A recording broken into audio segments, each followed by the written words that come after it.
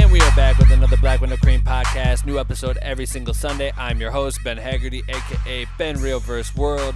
On today's episode, I sit down with a very good friend of mine and Los Angeles-based rapper TF. TF is better known for his feature on the ScHoolboy Q Song Tukey Nose off the Blank Face album. This feature has catapulted TF's career to new levels. Not only was he able to tour around the world with Q, but he was also able to be a part of Q's Grammy nomination for Best Hip Hop Album. I am hyped as fuck for you to hear this interview with TF. He is one of my good friends that's been crushing the game with his music. There's a lot of value packed into this one. Some of the things that we dive into are about his come up as a musician, the time that he spent in prison, how he was able to record the verse for ScHoolboy Q, and what touring the world was like. We dive into the writing process and theory for how he approaches his projects, and even how he plans to release a recorded verse by a close friend who just passed away on his upcoming project. We really get into this one, so stay tuned. If this is your first time tuning into the podcast, you're probably wondering, what does Black with No Cream stand for?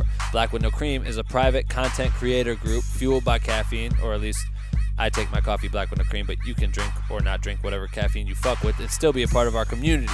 We are a private group on Facebook open to creators of all kinds, aka if you make videos, if you're a photographer, if you're a musician, marketing, management, editing, dancing, etc., etc., etc., all creators are welcome.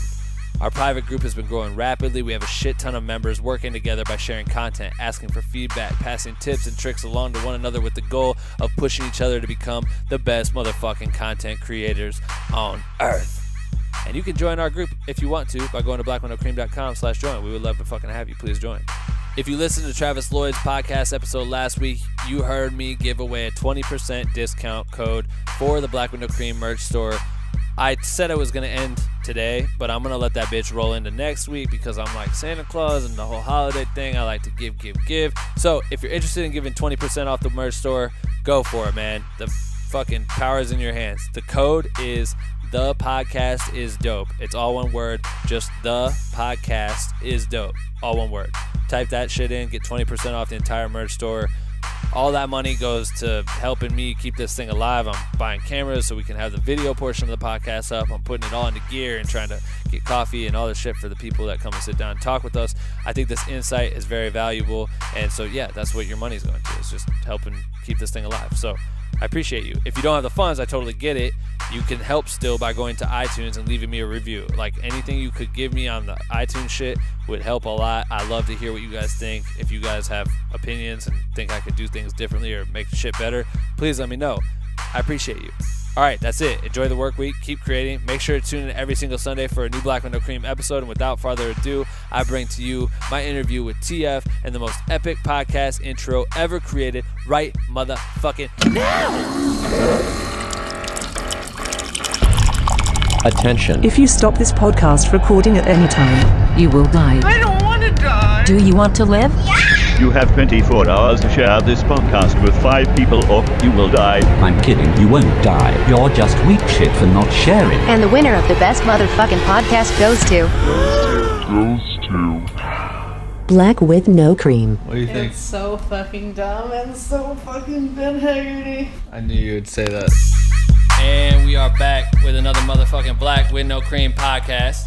Today, a very special guest. If you're looking at me on the cameras, because we got videos of this shit too. Yeah. TF, aka Team Fart, aka my Cal, aka my friend. Yeah, Delio. Delio, what's up, dude? Yeah, we in here, man. Black with no cream and all that. Tight. Feel me?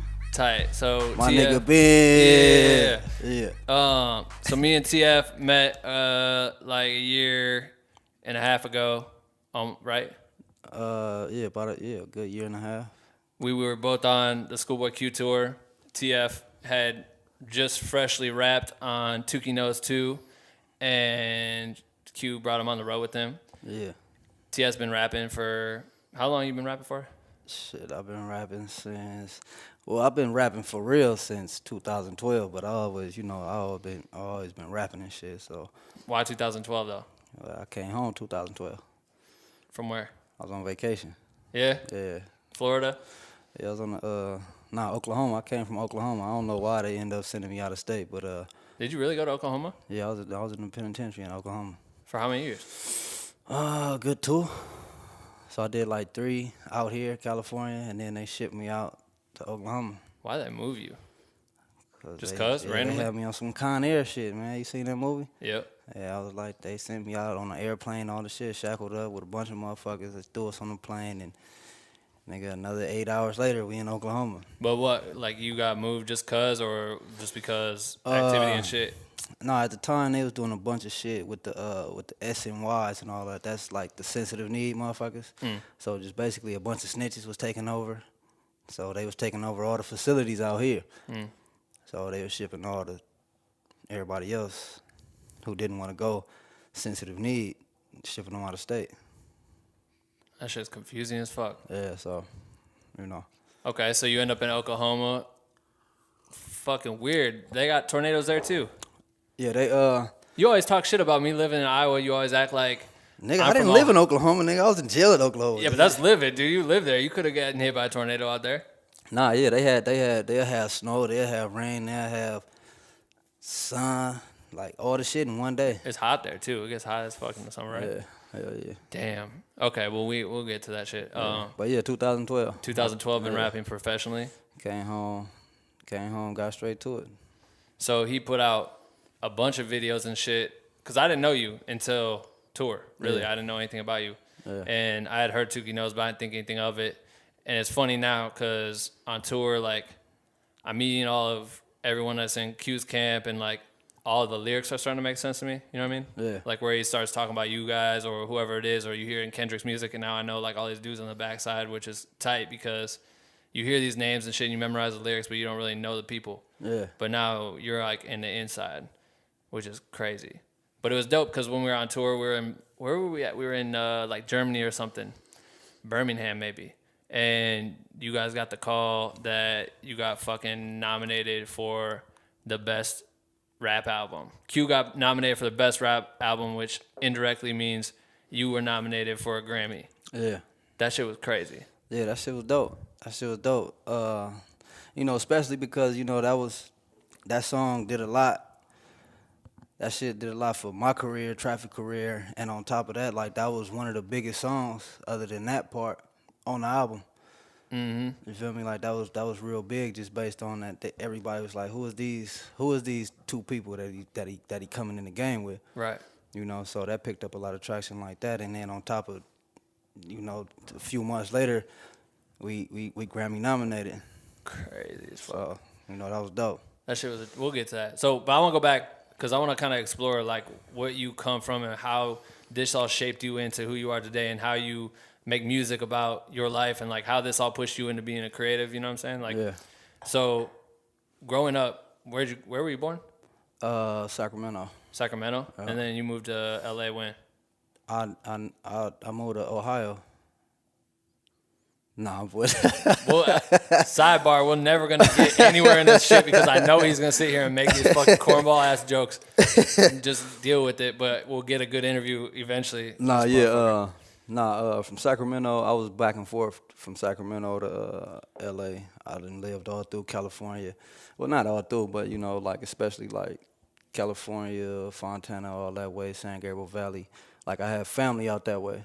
So I spend a weekend out there with my uncle, and I come back, and then I go spend the summer in Sacramento, and then, you know, so I was just all around. Yeah, but what were you? But I lived in L.A. From, like, what age? When did you move, like, officially? I was like 5. Oh, okay. Yeah, so I've been out here my whole life. Like, your main childhood was all L.A.? Yeah. Damn. And then you went to high school and shit all out here, too? And I went to high school. I went to Crenshaw. You feel me? I ended up going to jail when I was in high school. What grade? Like 10th. For what? That's when I ran up in that, you know. Bank thing? Yeah. Oh, yeah. Yeah, I was 10th grade when that happened. 10th grade, for real? Yeah. I thought that was, like, the one that you ended up going to Oklahoma for. No, that was some other shit. You went to prison twice, right? 3 times. 3 times? Yeah. Well, the first time that bank shit, I went to juvenile hall. Oh, right. Cause you're but they ended up charging me as an adult, so I did do some time for that, but that's over with, so we could talk about it. Right. But so collectively, how many years have you spent in jail, in prison? Probably 8. 8 years total. How old are you right now? 30, He's trying to remember. 32. 32? 32. Damn, 8 years knocked off the life. Yeah.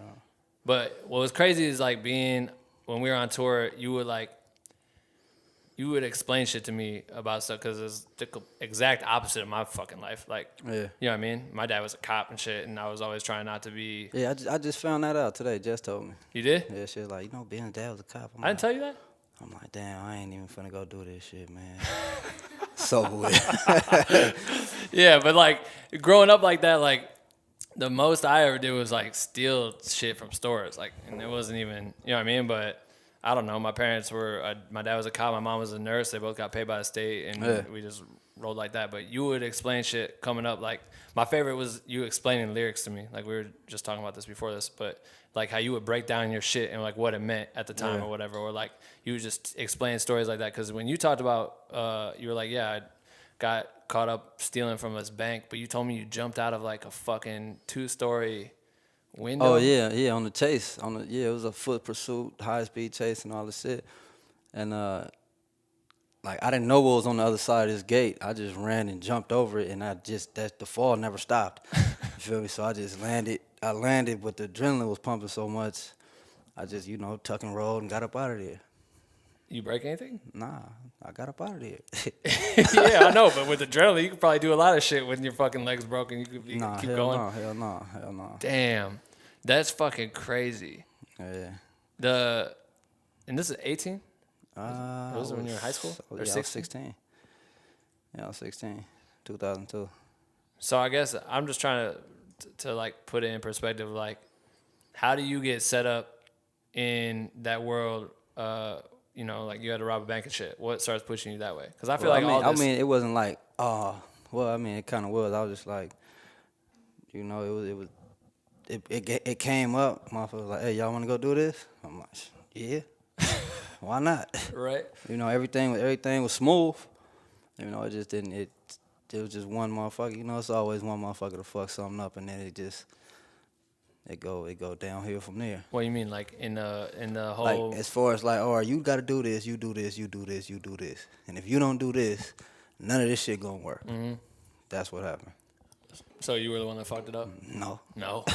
And you want to know how I found out about this story too? I'll tell you how I found out about this story. All right, tell me. Because we were in St. Louis or something. I don't know where we were, and we were on tour. And the reason why I found out that TF jumped out of a building because he just robbed a bank and got put in jail is because I just watched him run up to a wall and do a backflip, and then I saw Traffic do like a triple flip thing where he like ran like a cheerleader and did this crazy maneuver, and I was like, yo, what the fuck is happening? And I'm filming all this shit in slow motion, and they just kept doing it, and they're doing these tricks, and I'm like, yo, what the fuck is this shit? Like, listen to Tukey Knows, and then imagine these dudes doing very like cheerleading moves where they were flipping off walls. You can't say cheerleading. I can't, because I've seen cheerleaders do flips like that off shit. Okay, parkour. Oh, yeah. Not cheerleading, parkour. Smart. That's smart. And he's like, yeah, man, I jumped out of a 2-story building one time when I was running from the police. I'm like, what do you mean? He's like, yeah, I do all kinds of shit like this, jumping over buildings. I'm like, what the fuck? Yeah. Just mad acrobatic and able to pull shit off like that. That's weird. Yeah. I grew up doing all type of shit, man. I do my own stunts in these movies I be making, man. I know. Sure, man. But what you did? Did you do sports and shit in high school and stuff? I played football. I wanted to do that UFC shit when that was first popping. What? The UFC. Oh, when UFC first started, you wanted to get it? Did you do that shit? Nah, moms didn't let me. Really? Yeah. What was there? How could you have done that? Do you have to like sign up, or could you like go part? Well, I mean, just like with whatever. I don't know how those dudes get found in that shit. You go train, nigga. You gotta go train and do that shit. But I'm saying, like, do they go train and then you like submit a tape of like, yo, I'm good at this. Can you let me be on TV? Nah. You gotta go in there and be like, oh yeah, I want to do this shit, and they gonna be like, all right, well, can you fight? And then they put you in, they spar you up with somebody else, and y'all end up sparring. You never did it? Nah. Damn. I just kept playing football. So then what taught you how to do fucking backflips and all that shit? Well, every summer when I was supposed to be at football practice, I'll be at the pool, like the Coliseum. Oh, yeah, you were. Keep going. Say what you're going to say. Say what you're going to say. Yeah. I'll be at the pool when I know was what supposed to you play gonna football. I know what you're going to get at. So Yeah, so, I'll be at the pool, just off the diving board, and everything over there is like Olympic size shit. At what? Your local pool is Yeah, at the Olympic size diving Coliseum boards? where the Rams play right now. Oh yeah. They got a swimming pool right there. Like Anyone can go swim in that? Yeah. Summertime it's open to the public. Oh, that's dope. You gotta pay though, but it's like a public pool. Yeah, it's They like treat it $1. like. Damn, so you were really going up on that shit? The tall diving boards and doing that? Is it the tall diving boards that bounce or is it like the Well, nah, they didn't have like the ones we went to. Yeah. At That's wherever what I'm the fuck talking we was at. It wasn't they didn't have those ones. They just had the springboards. The springboards and shit. But they was tall as fuck. Cause we go up there and do the shit. We walk into We was in Germany, right? It was a festival in Germany. Yeah, it was like a festival where they had the venue set up where there's 2 stages and you would play back to back. So like someone would go while the other stage was setting up and then that person would finish and the next stage would play. So we were there all day and it was like a weird ass festival. We kept going out watching the people doing some weird like shit. Like they were like on some shit and we were like, what the fuck? And Danny Brown, that was the time when he did the stage dive. People were waiting for that. I got that clip on a hard drive. Yo, you got that footage? Yeah, I got it. Yo, that was the illest shit, yo. I'm thinking he was finna do just a big old stage swan dive shit. This fool goes running off the stage and just runs off the stage and missed the step and fall into the speakers and shit. But it was tight because the whole time leading up to it, he kept talking to TF like, yo, I really fuck with you. And TF had like tequila and just kept giving him the bottle. And he was just taking pull after pull and just got super fucked up. And then we were sitting on stage and I remember like, yeah, so look, we talking in the on middle the stage of that. during the show. And then he just run off. He goes, watch this. And he gives TF the bottle and he is like, takes this weird approach. I wish I could you could see me right now. If you're looking at the video, you can see me. Yeah. But he goes and runs and he like runs up to the edge of the stage and does that thing where he like stops, like he needs both feet to jump and he leaps and the fucking gap is probably like 7 feet easy. And he just smokes the rail and it knocks him out. Yo. And he hit all rib cage. He just collapsed, and then he's just face down on the bodies. So the people snatched him in the crowd and crowd surfed him across the shit. His lifeless body, and he wakes up in the middle of it and looks at us like, ah! It was exactly like that. And they fished it back, and he passed out underneath the booth. You remember that? Yeah, he passed out other Mac Wild shit. Yeah, but anyway, like earlier in the day, that happened later that night. Earlier in the day, we're walking around this facility. It was like an Olympic training center. I don't know what this shit was. And we walk in, it's this massive. That's where they train all their spies, homie. Yeah, for sure. Sure. It wasn't Germany. I think it was somewhere else. It was Germany. We had a festival in Germany. Remember that dude came talking shit to us? No. When he was like, yo, get the fuck out of here. At the pool. Yeah, remember I jumped off the shit. Well, damn, what don't fucking spoil the shit. Because then he walks in, and him and Dylan walk in, and they tell Keem, Q's tour manager, and Dylan is Q's trainer at the time. And they're like, yo, I'll give you $100 or something if you can jump. No, it was the whole per diem. A per diem for the day. Yeah. So I bet you my Yeah. per diem for the day that you could jump. You won't jump off that shit. And you had to have a suit or whatever. So him and TF were like, we'll do it, and they all bet on it. And then we got Q and Mingo and everyone. We come walking in. We go over there, and they first start off on the little diving boards, like the bouncy ones. And there's a massive diving board that's like the plank. It's all concrete. And how high was that shit? That shit was probably like. That shit was like 100 feet. Easy. And they were like, all right, we're going to do it. But there's a chain. You're not supposed to go on it. There's no access to it. And then, did you go first?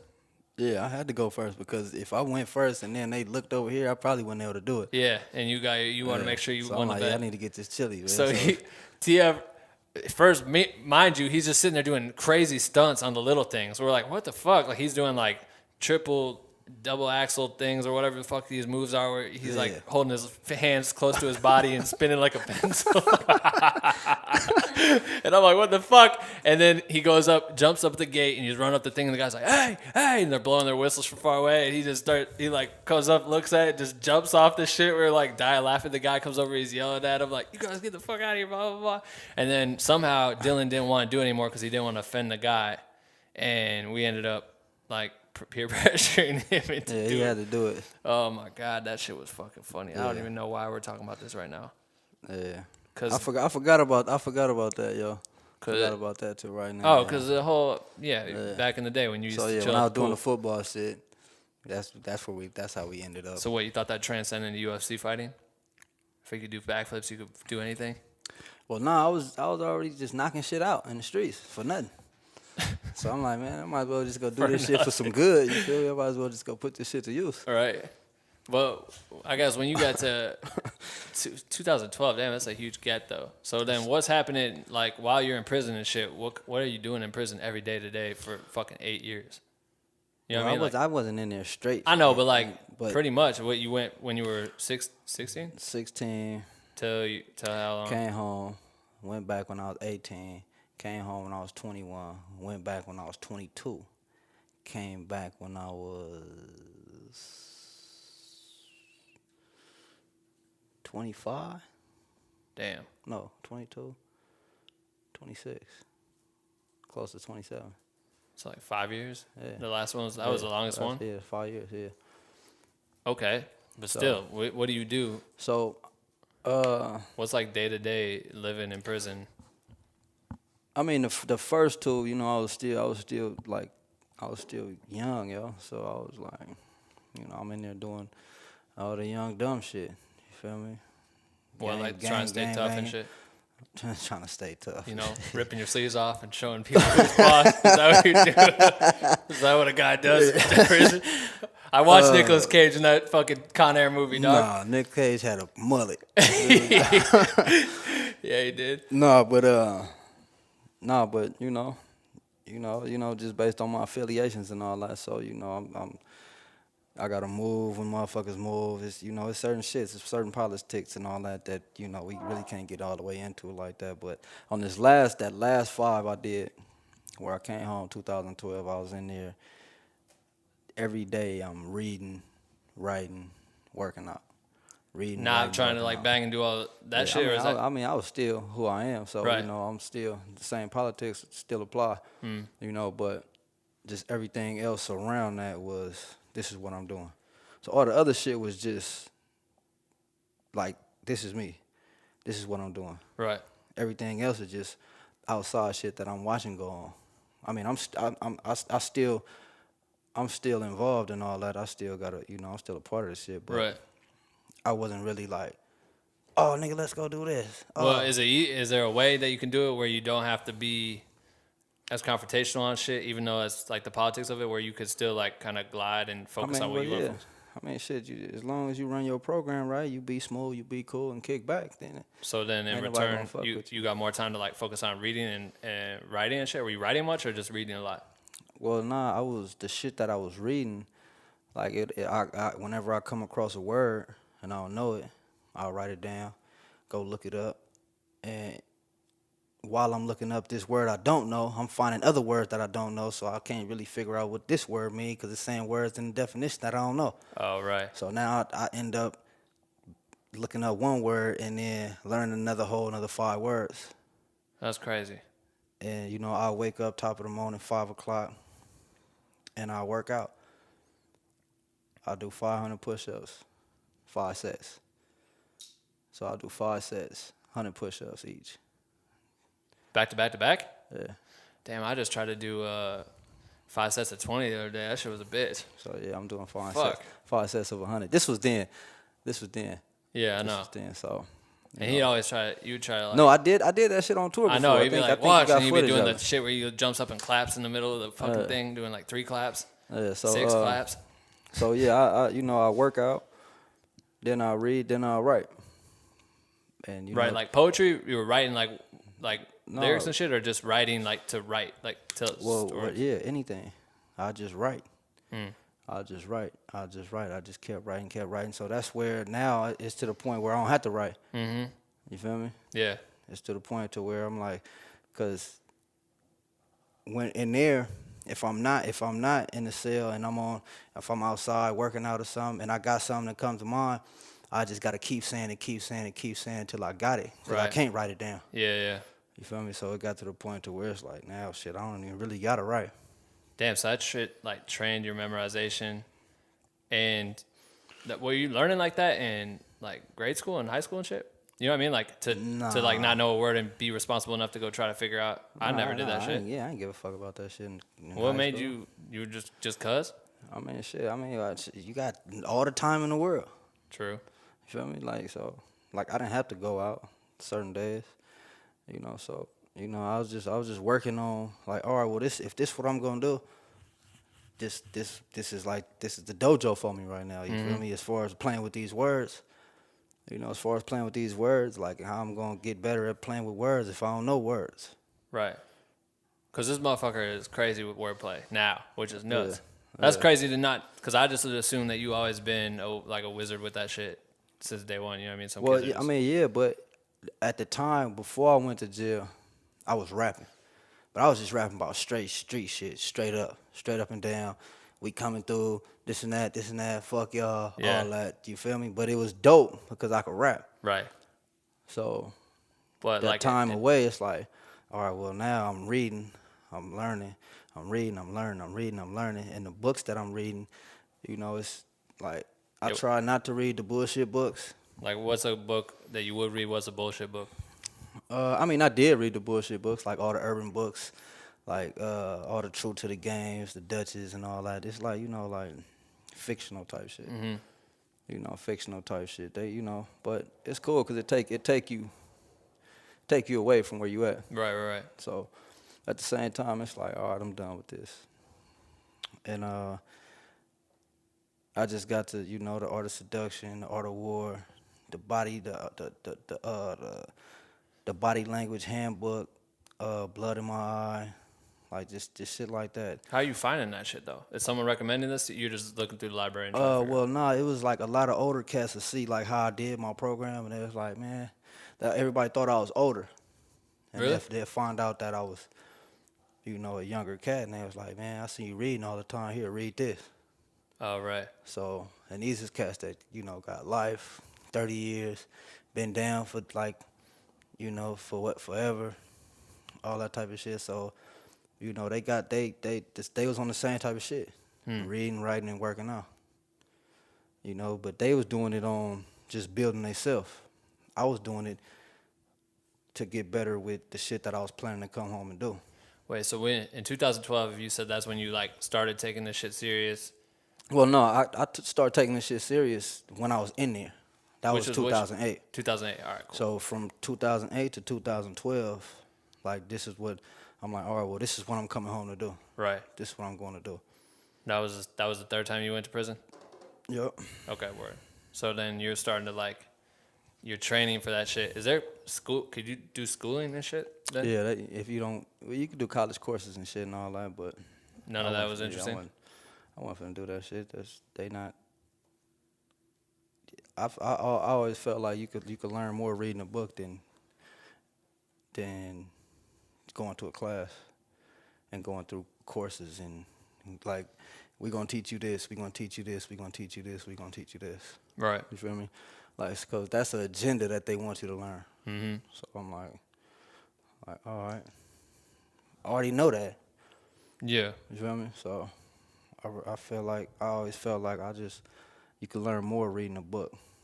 So then, was there any like, could you get like role models and shit in prison? Did you have any role models, like any mentors? Not role models, but mentors. No, I know what you're talking about, like the little speakers and shit that be coming through and all that, the inspirational speakers. Well, not even and that. shit. Even people that because you talk to me about like when we be on the road, you be like, bro, like your music now and the songs that you write now are for people that you know that'll never get out. You know what I mean? You would say that like these dudes will never get out. But like, could any of them be like, aside from just being a homie, but like be like a true mentor, like taught you mad shit or anything like that, or were you just learning everything from the books? Yeah, well, like I always had I always thought outside the box. So even with the bullshit I did, like I always like if I'm gonna do some bullshit, I'm gonna do it good. Right. Feel me? So when I got to doing the shit that I needed to be doing, I'm like, all right, well, I'm gonna do it dope. So just coming from there. And knowing like I was in the cell with a dude that's never coming home, and one day he might get to hear the shit I'm talking about, and he gonna know, like, damn, I remember when he was doing this shit. I remember when he was in here working every morning. You feel me? Yep. So it's like, on top of everything else, like all the shit I done been through to get to where we at right now, it's like that's big. So sure. to show the next motherfucker that's on their way out, like, all right, well, you could do this shit too. Do you wish you would have learned that earlier? Like, to put that focus into the wordplay and like understanding, you know what I mean, trying to understand a little bit more of fuck shit that Nah, I wasn't ready at the time. I in wasn't time ready. and place type thing. Yeah, I wasn't ready. Like when I first started rapping, I wasn't ready to rap. Feel me? So, you know. You mean like when you were talking about like the when I fuck you type shit? all the bullshit, when I was on that type of bullshit, you know. Like, you know, I really wasn't ready for rap. Like, I could rap, but I wasn't ready to, all right, let's do this. Tell like a bigger story than. Yeah, because now it's like, all right, well, now I got to do shows. And let's just say I would have been running into these motherfuckers, and then it would have been some whole other shit, and all that shit would have transpired into more bullshit than, you know, the shit that was already going on. But was that ever happening to you before you went back in? Like, you know what I mean? Like you coming out and talking to shit or whatever. Are you running into people like that through music? Or you weren't really doing shows back then? Nah, it was just like, what, were you just shooting videos? Nah, we didn't shoot videos. We were just recording. I only did like a few songs? 5 songs, yeah. And what, just post them on YouTube or something? Nah, we just, they lost in the archives right now. That shit never came out? Nah. Damn, that's crazy. They lost in the archives. Yeah. Will you ever bring those out?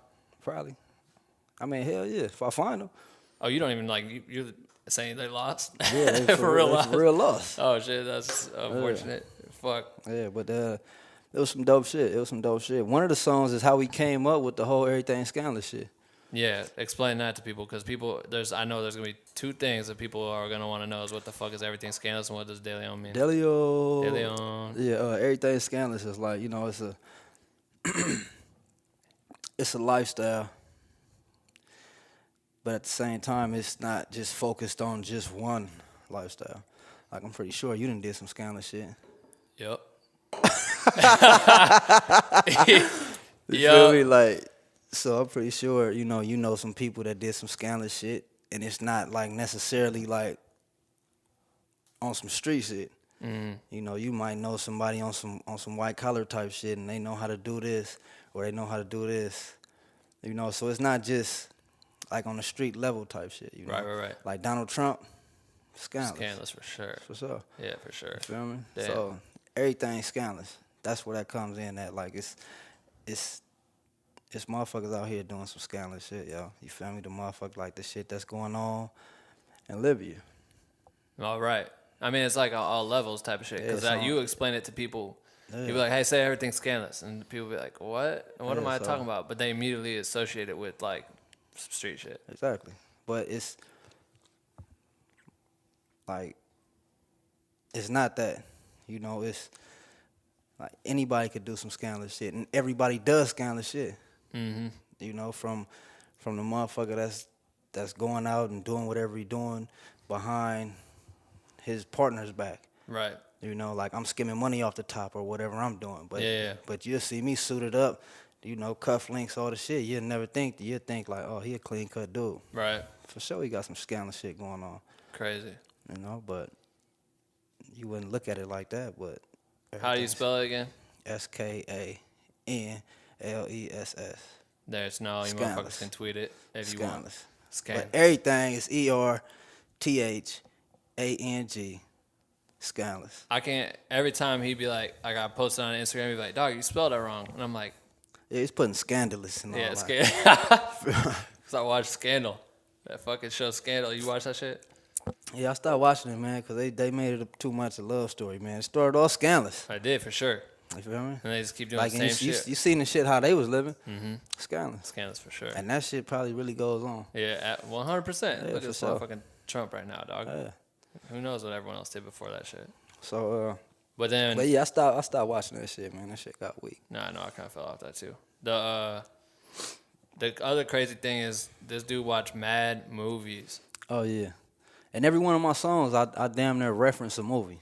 But you watch that shit in prison. You would watch a shit ton of movies in prison, right? Didn't you say you got like a TV somehow? Yeah, you could get TVs in there. You could order up a TV just like you could order up shoes, and you know, you could, like, they got catalogs to where you could just like, all right, I'm gonna get this, and then you put your order in, send it off, and they send your shit. And you just pay. You just got to pay them. Yeah. Like everything costs money. What? So, say you did some shit and you get that taken away from you. Can they do that? Yeah, if you end up going to the hole, they take your shit, but they box it up. So it's still your property, but they put it in, they put that shit up, R&R, and then R&R is release and receive. So that's when they receive all your shit. You got to go get it. So then, but yeah, you end up getting your shit back once you do your whatever you got to do in the hole or wherever you go. Right. If they end up sending you somewhere else, all that shit follow you. It might take a long. It's a bitch. oh, like if you went to Oklahoma, it might take like months before you see your shit again. Well, yeah, if your shit get lost in the system, but Damn. my shit end up falling in right with me. That's tight. But Well, could you what? So if you like got a movie, could you ever trade out with people? nah, it's not. They not like movies. You could just like, oh, let me borrow a movie. Oh, it's not. I mean, unless you had movies, some motherfuckers had movies in there. Cause in Oklahoma, niggas had Xboxes. For real? Yeah.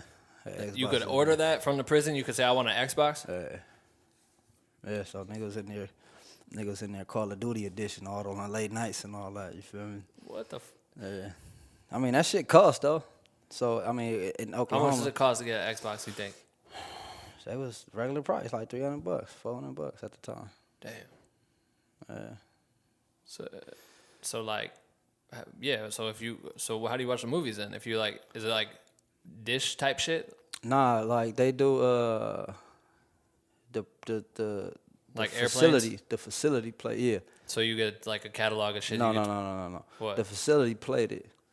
Like they play it. So like every week it'll be 2 new movies. So like it'll start on like Sunday like at 2. Right, They got right. 2 new movies, and they play them. Like, all right, let's just say they gonna start one at 2, then the next one come on at whenever this one go off, Right. and it's like that. So it's like, Right. So how many times did you ever go to the hole? yeah, How many times do you think you went? probably about 3 times. 3? Yeah, How long would you be in there for? 90 days. Each time? Nah. Sometimes it depends on what you did or Oh. or what happens or whatever the situation is. Damn. What's that shit like? You don't get to bring your paper in there? No, it's just like you in here sitting here.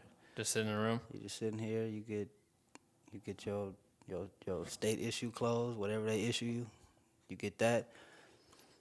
So you basically locked down 23 hours a day for sure.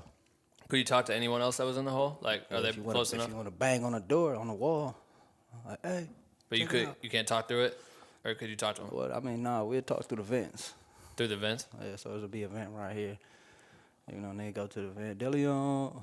Oh, you would know people? Like, you could relate on that level? I mean, well, they gonna figure it out sooner or later. They can hear a nigga saying it enough. Mm-hmm. You feel me? That mean like, nigga, what's up? Right. So, Damn. So then, you get out of jail and shit for the last time. But you had already started making music before that. You started making music again. What were you putting out then at this point? Because was this the Well, more crafted shit, or was this still talking shit when you get out of prison? Nah, I still talk shit. But like, it's as like blatant. Nah, Right. I mean, if you catch it, you catch it. But it's crafty as fuck now. Yeah. Like it's still like, oh, that nigga said some shit, but at the same time, he on some bullshit. Mm-hmm. Feel me? Like, I still say shit, but it's not like fuck y'all. You feel me? And I don't even care about that no more. Right. Feel me? I don't really care about that.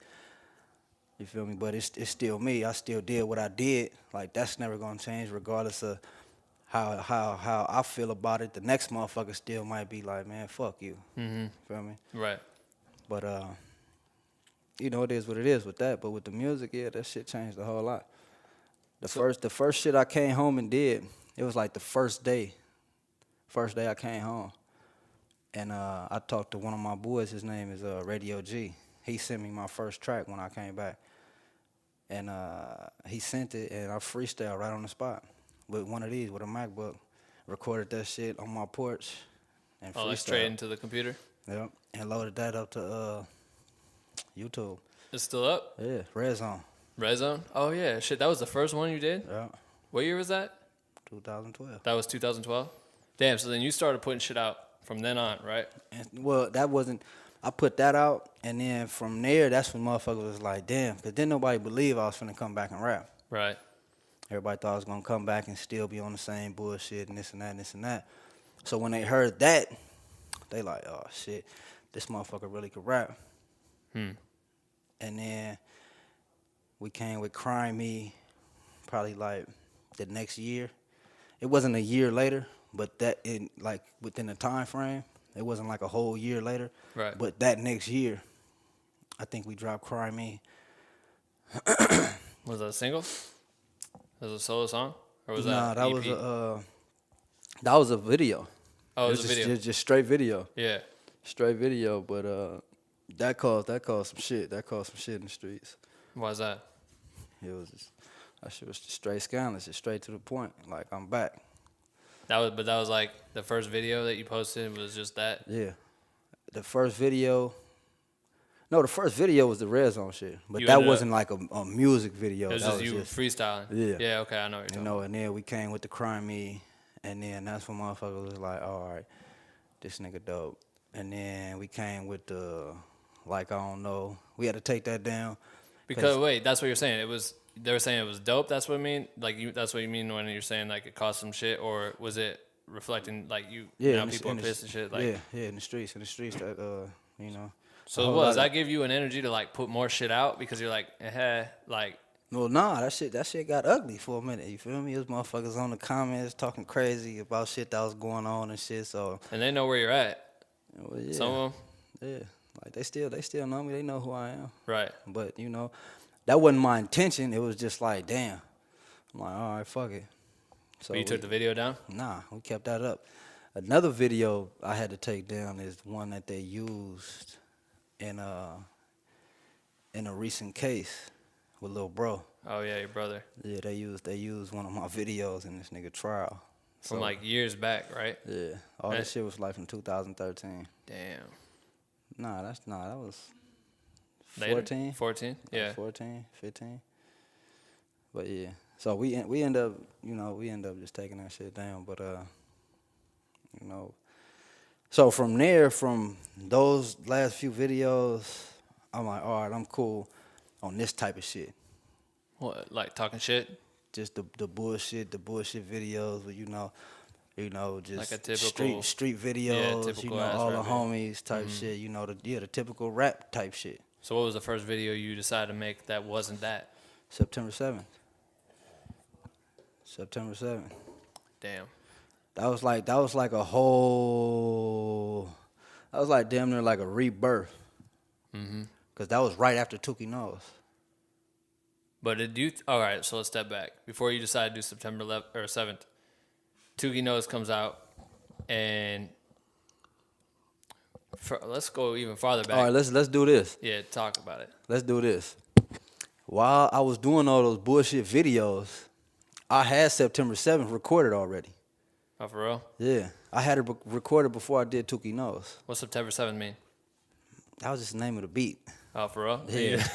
Like, he sent it to me. He was like, yeah. I'm like, what the fuck is September 7th? It's like, I don't know. My boy Shay Wooten, he produced the whole No Hooks project. Shay's dope. So, Shay's dope. Shout out to Shay. And I think he's in Black with No Cream. Is he? He Yeah. probably is. I think he is. Probably is, for sure. So, he sent me the shit. I'm like, fuck is September 7th? At the time, I never met him. I never met Shay till after, like, we had, like, 9 tracks done together. What, he just sending it to you online he just or whatever? and I'm like, I was telling my boy Jay, I'm like, who the fuck is this dude sending me these shits? He like, some dude from Oregon, some white kid from Oregon. I'm like, From Oregon? the fuck? And his beats are tight as fuck. Sick as fuck, yo. Yeah. Sick. So when he was sending them to me, I didn't think nobody expected that, because at the time, that's when I first started working with my boy Jay. Shout out to Jay. Yeah, shout out to Jay, Mankind. Mankind. My boy Mankind, Nick Foley, you know Mankind. Yeah. Yeah, all that type of stupid shit. So he didn't even know that I could do that type of shit. Who? Jay. What, rap and shit? This is when we was first. This when me and Jay first linked up. Okay. So we first link up. I'm recording. But the beat selection is, the typical West Coast type shit. Right. So he like, all right. So when he got the tracks from Shay, he was like, yo, man, I got these beats and shit from this cat from Oregon, but I don't know if you could rap to him. And the first song was September 7th, the first one. So I did that, and he was like, what the fuck? We sent it back to him. We sent it back to Shay, and it blew his mind. He sent me like 9 beats after that. Oh, yeah. Probably hyped as fuck, too. I knocked out like another 4, then another 5. Like, it was supposed to, like, no hooks. I got probably like 15 songs that was supposed to be on no hooks. That's crazy. You recorded a majority of that shit way before Tuki Knows Hey, even happened. I had no hooks done before Tuki Knows happened. So, I got my project ready right now. yeah. I had this done before Tuki Knows happened. That's crazy. And the other 2 that's coming up after that. But, so at what point in time do you start linking up with Q? You met Q, when did you guys meet? I mean, shit, we all grew up together. I know, but everyone asks you fucking questions. I met Q on some rap shit was when he did that Break the Bank video. That was my first time seeing him since I've been back. Well, like just ran into him at the actual video shoot, you mean? Well, yeah, they were shooting at Smack House. Yeah, Smack's Moms. You feel me? That's where all the videos go down at. You feel me? So he like, yeah, man, I heard you been doing your shit, man. I'm like, yeah, man. And at the time, he was still like on his way up. So I'm like, yeah, man, let's put something together. I'm like, I know how it is. Like, I know you busy and all that type of shit. You know all the bullshit. You feel me? Like, Right. you know the bullshit that go with all the. Well, I gotta wait and see what's up, and schedule He's crazy. signed and shit, Yeah, and all that type of traveling and shit, doing so. all these appearances. But I guess, he had heard, oh yeah, you doing your shit. And this was, what, 14? When did that drop? Oxymoron. 14? 15? I think so. No, 14, I think. So, but whenever it dropped, I was still doing my shit. I just kept rapping, I kept rapping. You mean you guys were talking about linking up and working on some shit before Oxymoron came out? No, this was at the Break the Bank video. Oh, right. And he was like, man, I heard you on your shit, man. Your shit dope. Keep doing this and that and this and that and this and that. So we're like, all right, cool. But I just left it at that. Yeah. And You're not then, trying to like, hey, man, can we fucking work on shit? Yeah. Right. Because it wasn't that, But I just kept working. And then I ended up doing a song with this cat named Adrian Swish. They hit me up and was like, he like a manager type dude, man. Shout out to dude. But he had did this project, a Bloods and Crip mixtape. It's called, what's that shit called? Nah. He's trying to figure it out, ladies and gentlemen. Nah, They're not mics, so I'll just keep reporting to you. They're still trying to figure it out right now. The song or the album? They both look like Bloods they're and, trying very hard to figure anyway, it it out. was some Bloods and Crip shit. So I ended up getting this. They're still trying to figure it I out, was ladies and thinking, gentlemen. oh well. He's talking to everyone else that's in the room right now. He's trying to figure it out. He's back. All right, yeah. Did you I'm figure back. it out? Yeah, Bloods and Crips. Okay. You feel me? So I'm on that, and I did a track called Squabble Up. That's on YouTube, iTunes, all the shit. Go check it out. Squabble Up, TF. Boom, I do that. And this when didn't nobody really know who I was. Right. Like I was still doing like all the videos I had, like I had fans, but after I did this, because that was a compilation with everybody that's on there, like everybody was coming up at the time. Like AD was on there, 211 was on there, Perico was on there. Yeah, shout out to them niggas. But it was a lot of motherfuckers that's coming up right now. Right. So everybody didn't know me. None of them niggas knew me. And they like, who the fuck is this? Who the fuck is TF? Like, cause like that was one of the dopest tracks on the compilation. Right. So it's funny cause I knew Perico before he hollered at me. Is Perico the dude that did the show at the Roxy at one time? Yeah, he did the okay. All He Blue. just put out a new video? He just put out a new project. But then you just drop a video where everyone's been posting is like a bunch of asses just like really close to the camera. Yeah, BET Uncut Edition. Yeah, for sure. Yeah. BET Hunk. Y'all go tune in on that, man. To the left, BG Perico and all that. His show is tight too. Like, live, he was crazy. Yeah. He looked like Prince though. He looked like he looked like Dave Chappelle like Prince. That's what he looked like. When he had the white face. No. When he was like blouses. Yeah, blouses. Shoot the J. Shoot it. Shoot it. Yeah, shoot it. It'll make you pancakes. Damn, that's funny. That's that nigga say that's like Dave Chappelle Prince. But the dude was tight as fuck. It shows. So anyway, so you hop on that shit. They all start figuring you out. So boom, yeah, he hit me up like, damn, I didn't even know you rap. Cause he just knew me on some street shit. Like, damn, I ain't know you rap. So we end up doing a song called "Bout It." Yep. So this is a funny story, right? I go to the studio and I know everybody there, but they don't know me as TF. So I get how there. They know you. They know me from the other shit. Oh, right. You know what I mean? You mean TF like musician TF, like yeah, rapping? they don't know I'm TF. Right. Like they know me, but they don't know my name is TF. Oh, okay, I got you. As the rapper. Right. So they just see me like, oh, what's up, nigga? Oh, yeah. Right. So I'm like, So I'm like, what's the deal? They like, oh, we waiting for this nigga to come record.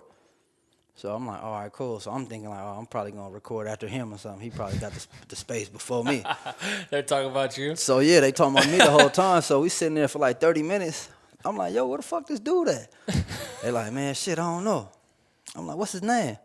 They like, man, some nigga named TF. I'm like, man, that's me, man. They like, man, that's not you, homie. I'm like, man, let's go. We go to the lab. I mean, we go because where we was at, the studio was like in the back. Right. So we shoot to the back. I tell them like, man, throw the track on, man. Go in there, throw the track on. I run through the shit first wop. Wow. They like, oh shit, that is you. Like that's proof. Yeah. Like, so they like, damn, that's crazy. Like, so Bout It. That's how that happened. oh, that's the song you recorded when you were in there? Yeah. Crazy. It's me, Perico, and this young cat named YC Crease. But it ended up being on a movie. What movie? Meet the Blacks. They ended up playing like half of my whole verse in the movie. That's tight. So, who locked that deal in? Shit, I don't know. Perico just hit me like, hey man, they picking up the shit for the movie. And yeah. Damn. So I'm like, damn, that's dope. And from there it just it was just the next step after the next step to the next step to the next step to the next step till I run into Q at a video shoot he was shooting with A$AP Ferg. By then I got a little bit of traction. You feel me? I got some traction going on. I got some solid songs. I got a solid little core fan base. I'm doing shows. Like local shows and shit? Yeah, I'm selling them shits out, though. Shit's is lit. And I run into him at the video shoot. He invited everybody up there. I go up there. Him and Ferg up there doing that Let It Bang shit. Mm-hmm. He like, hey, man, yeah, come to the house. Just, that was it. It wasn't never. What do you mean? At the shoot he told you to come through? Yeah. So we get to the house. He ended up playing this track. I'm thinking he was finna work on it and finish it up or whatever. Right. Because it already had a verse on there and a hook. So I'm thinking he planned it to, finish it up. Right. And he was like, yo, I want you to get on this shit. And I was like, oh, fuck. You feel me? Because I'm like, damn.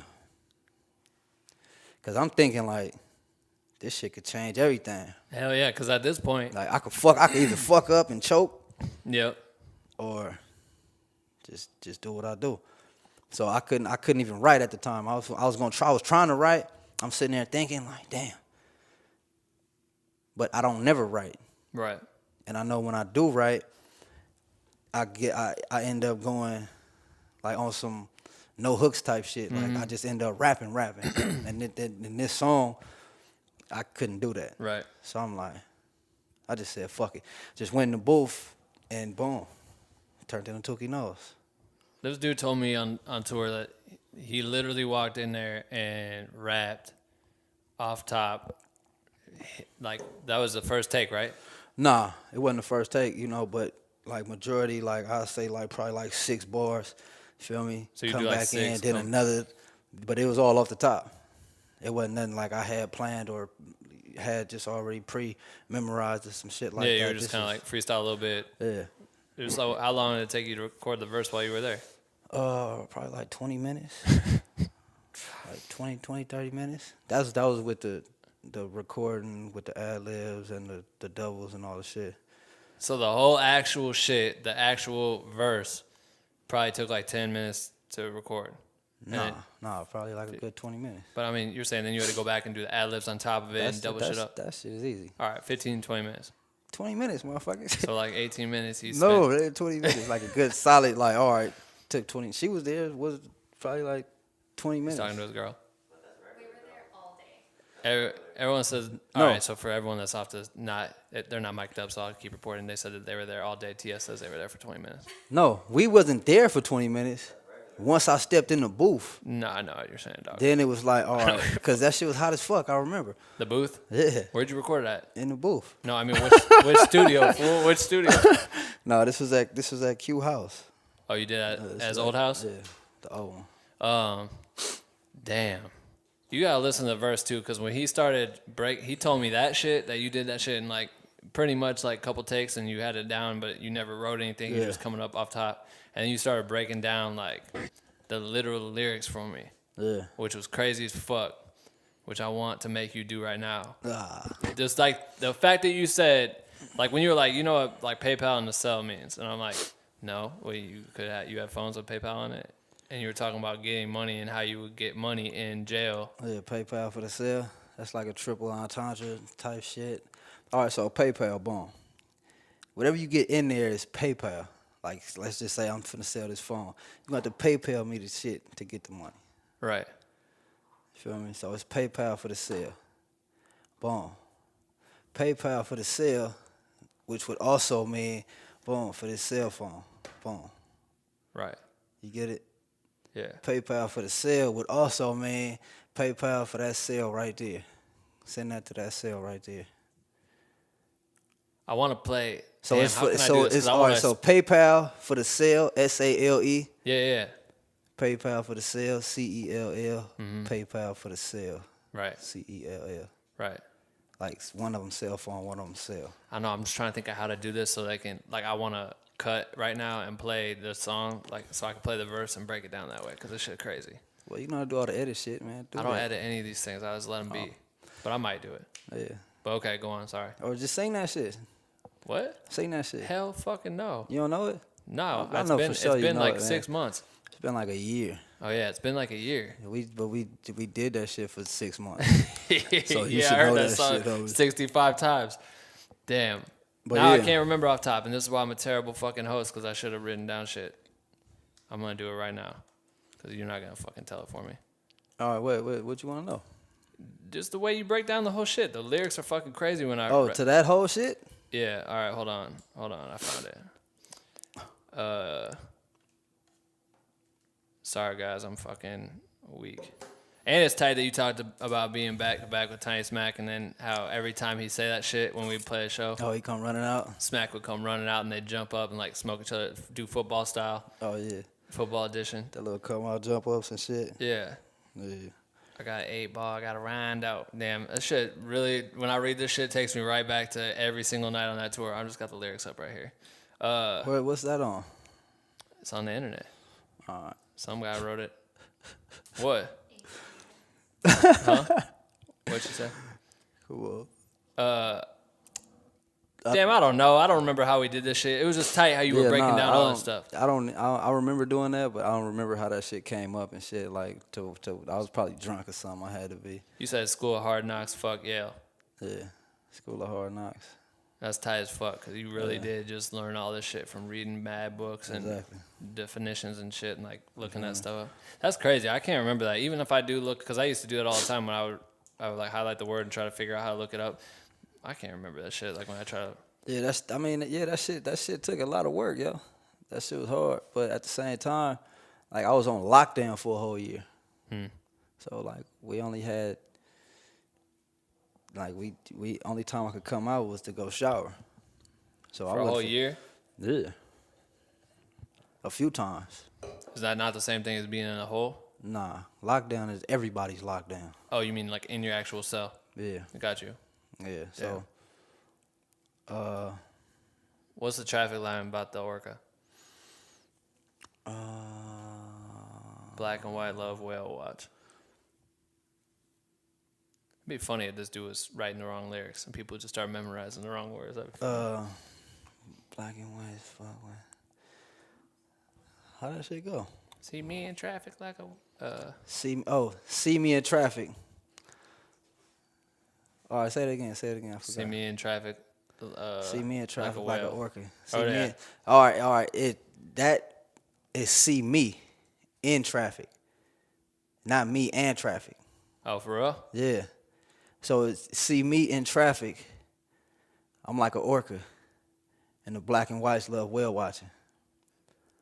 That's fucking hard. See this shit? That's what I'm talking about. I should have prepared for this better so we could break all these down. That's hard. You know, it just fit even better to have, you know, now it's a double entendre, turned into a double entendre. It was never meant to be that. So everybody took it as see me and traffic. Because traffic's on the record. Yeah. Traffic's the other verse for people who don't get it. Yeah, so it's see me in traffic, I'm like an orca. And the black and whites love whale watching. Front line like mailboxes, 512, that's some numbers on it. Yeah. May 1st. May deuce. May 12th. Members only. What does that mean? Well, the front line, you know, most mailboxes is always in the front of the house. Yep. So we play the front line of the battlefield like mailboxes. Which is crazy because you always told me like where you grew up was almost like split, like down the middle, right? Yeah, I could I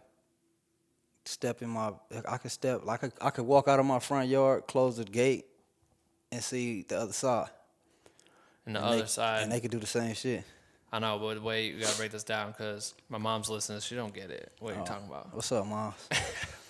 My mom doesn't understand Crips and Bloods compilation. She didn't download the compilation. She doesn't understand. You guys didn't define it very well. Yeah. No, but just saying how you talk about literally being like the other side would be the Bloods, and you were like, no. It wasn't Bloods. It's not Bloods. It's some other shit. Crips. Crips on the other side? Yeah. It's just other Crips. Other Crips. Oh, I see what you're saying. It's other Crips. But it was like that close. Yeah, but let's just say like on the other side of this table. Right. But not literally like that close, but like let's just say we right here on 50th, they right here on 48th. But so how's that like? What happens with shit like that? Like if you can explain it, like because no one would think a Crip goes against a Crip or a Blood go against a Blood or something like that. You know what I mean? Well. Like how shit? I mean, like shit. You know, a lot of shit done happened. A lot of shit done transpired over the years. A lot of shit done turned personal. Mm-hmm. You get me? Yeah. And that shit just trickles down and trickles down and trickles down to where the next motherfucker might don't even know what's going on, or have no type of. I'm just fucking with you every day. I fuck with you every day. I fuck with you every day. Next thing you know, one of these niggas come and try to do something to me. Right. And now it's like, oh, all right, well, fuck y'all. Right. And then that shit now it's a big old cycle. Now it's a cat that don't know nothing but fuck y'all. Mm-hmm. Like I don't like y'all. You feel me? Crazy. And then that's how it happened. This shit is mad complicated.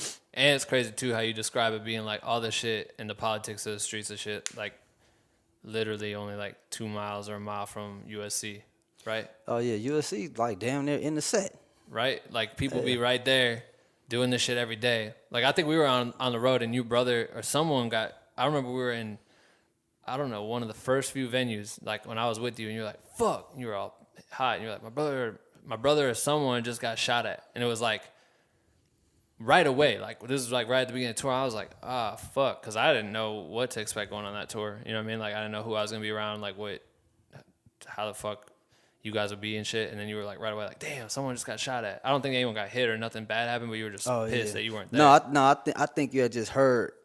I think you had just heard a conversation because I didn't know at the time. Smack told me. Oh. Smack came and he made it a big deal, and I was thinking that it was like fuck. That's why I was like fuck. You know, and yeah, that shit was just out the blue. It fucked me up because how he ran in there like, hey man, what do? I'm like, fuck. You feel me? But yeah, everything was good. It's just you know, Smack just mad over dramatic. Right, I know. You feel me? So he came in like with the whole little. But that shit was, I mean, whatever happened, or whatever, that would be almost every day type shit. You know what I mean? Like where you guys were constantly. Well, I mean, yeah. You know what I mean? Just growing up in the And that's not even for just me. It's just that whole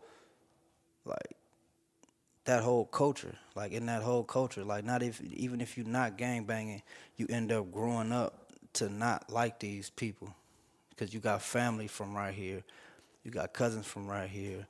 You know, you went to school with these people and all that. So, you know, you end up building a friendship with somebody and he end up getting, you know, snatched over some gangbanging type stuff. So it just builds up hatred and that shit turned into... Keeps like mad separation and shit and like... That shit turned into, it's just an ongoing cycle. That's crazy. But yeah, shit, that type of shit been dying down a lot. That's what you were saying, because like you kept, you know, hearing these stories, which is crazy as fuck from me being a white as fuck from white ass town in Iowa. Yeah. Coming out here, touring with you dudes and learning about all this shit, and you break things down for me and tell me these stories that like, I don't know. I can't even really repeat it because it's just so crazy to me to understand like the parallels to like how we grew up. But to like, I don't know, to put it in perspective, like challenges that you guys faced every day, I think go unheard of. And that was like the craziest thing to hear, that there's this prestigious college that's literally like within... Yeah, it's like 5 minutes. 5 minute drive. And these kids are spending mad money to live on campus and go to this big ass school and spend shit tons of money to become prestigious like filmmakers and all that shit. And don't even know what's going on around them. Right around them. Like you get literally across the street. Yeah, for real. Like you end up in the wrong spot and not have a clue. It's a set right. It's Bloods right there. But that's fucked. It's Bloods like this SC. Yeah. And on the other side of Vermont, it's Bloods. Crazy. And then like 2 minutes going this way from SC is Crips. And 2 minutes going the other way is like a sorority. No, then it's more Bloods. No, I'm playing like. But it is a sorority. Yeah, for sure. And then that's it's Bloods again. But like from hearing these stories, I guess what my thought from earlier was like hearing the stories and then coming over. I don't remember what video we shot at, like by your house in the church. Yeah. That was. Did that ever come out? Misguided. Nah, we ended. I looked at it. I'm like, it is what it is. I ain't feeling it. But anyway, we go over there to shoot, and I was like interested because it's like you hear 51st Street, 52nd Hoover, all these streets, all this shit in the music, and all the stories about these streets and shit, and like you're talking about going to the set and all this stuff, and you teach me what the set is, and I'm like, all right, you're like, no, from the land, from the set, all this shit. I'm like learning as I go. I'm like, okay, and then I go there and I'm expecting it to be fucked up, super fucked up, like very obvious from like just looking, but then I get there and the neighborhoods were nice as fuck. You know what I mean? Like yards were dope and shit, but I imagine it to be like a war zone and I would never know. But then we're sitting on your porch and you're like, here's a hole, here's a hole, here's a hole, like all this shit. Like, but it didn't seem like that. Like I would never know I was in an area that has so much history in that world, I guess. You know what I mean? Like, yeah, I get what you're saying. But you were telling me it kind of has been calming down. A lot of shit didn't calm down. A lot of people, you know, we lost a lot of people. I lost a few friends, you know, and that went back and forth. But a lot of people went to jail. A lot of people grew up. Yeah. A lot of people's whole mindset changed, you know. And just based on the history, like I ran into a few people that, you know, from back then. And they see me and they see me and be like, yo, stay on your shit, man. I've been seeing your shit dope. Stay on your shit. You know, and it's respect because like, all right, you already know me from doing this. Right. You feel me? We ran into each other in jail. It was what it was. You feel me? So you mean like this could have been like you guys could have gone head to head, but then they see this shit like it's almost it's been you know, instances where it's like, all right, well, we did what we did. We end up running into each other in here. You know, it was what it was. Right.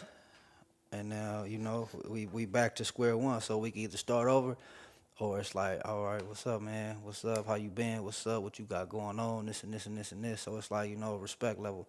That's dope. So, and that's what's really going on right now because, you know, it's not really no gangbanging going on right now. A lot of the gangbanging shit that go on right now is all through music. You feel me? Like, everybody want to be a gangbanger type shit. I mean, you know, it is what it is. Like, that shit ain't going. but it's not like what it used to be, or nothing like what it seems to be. So like for you absorb shit really well. So like when we be on the road, you just you fucking watch what Q's show is like, right? Like I always take corny ass pictures of you in the fucking balcony or something, sitting with people like. I watched every show. Every show. So you the show from the backside of shit, like how to move in a venue, and you were the first person to go to fucking learn everyone's name that worked in these venues, even though we never see them again. But you're like, you never know, I might see them again. I'm like, yeah, you're right. But it's, it's crazy. Doing that, I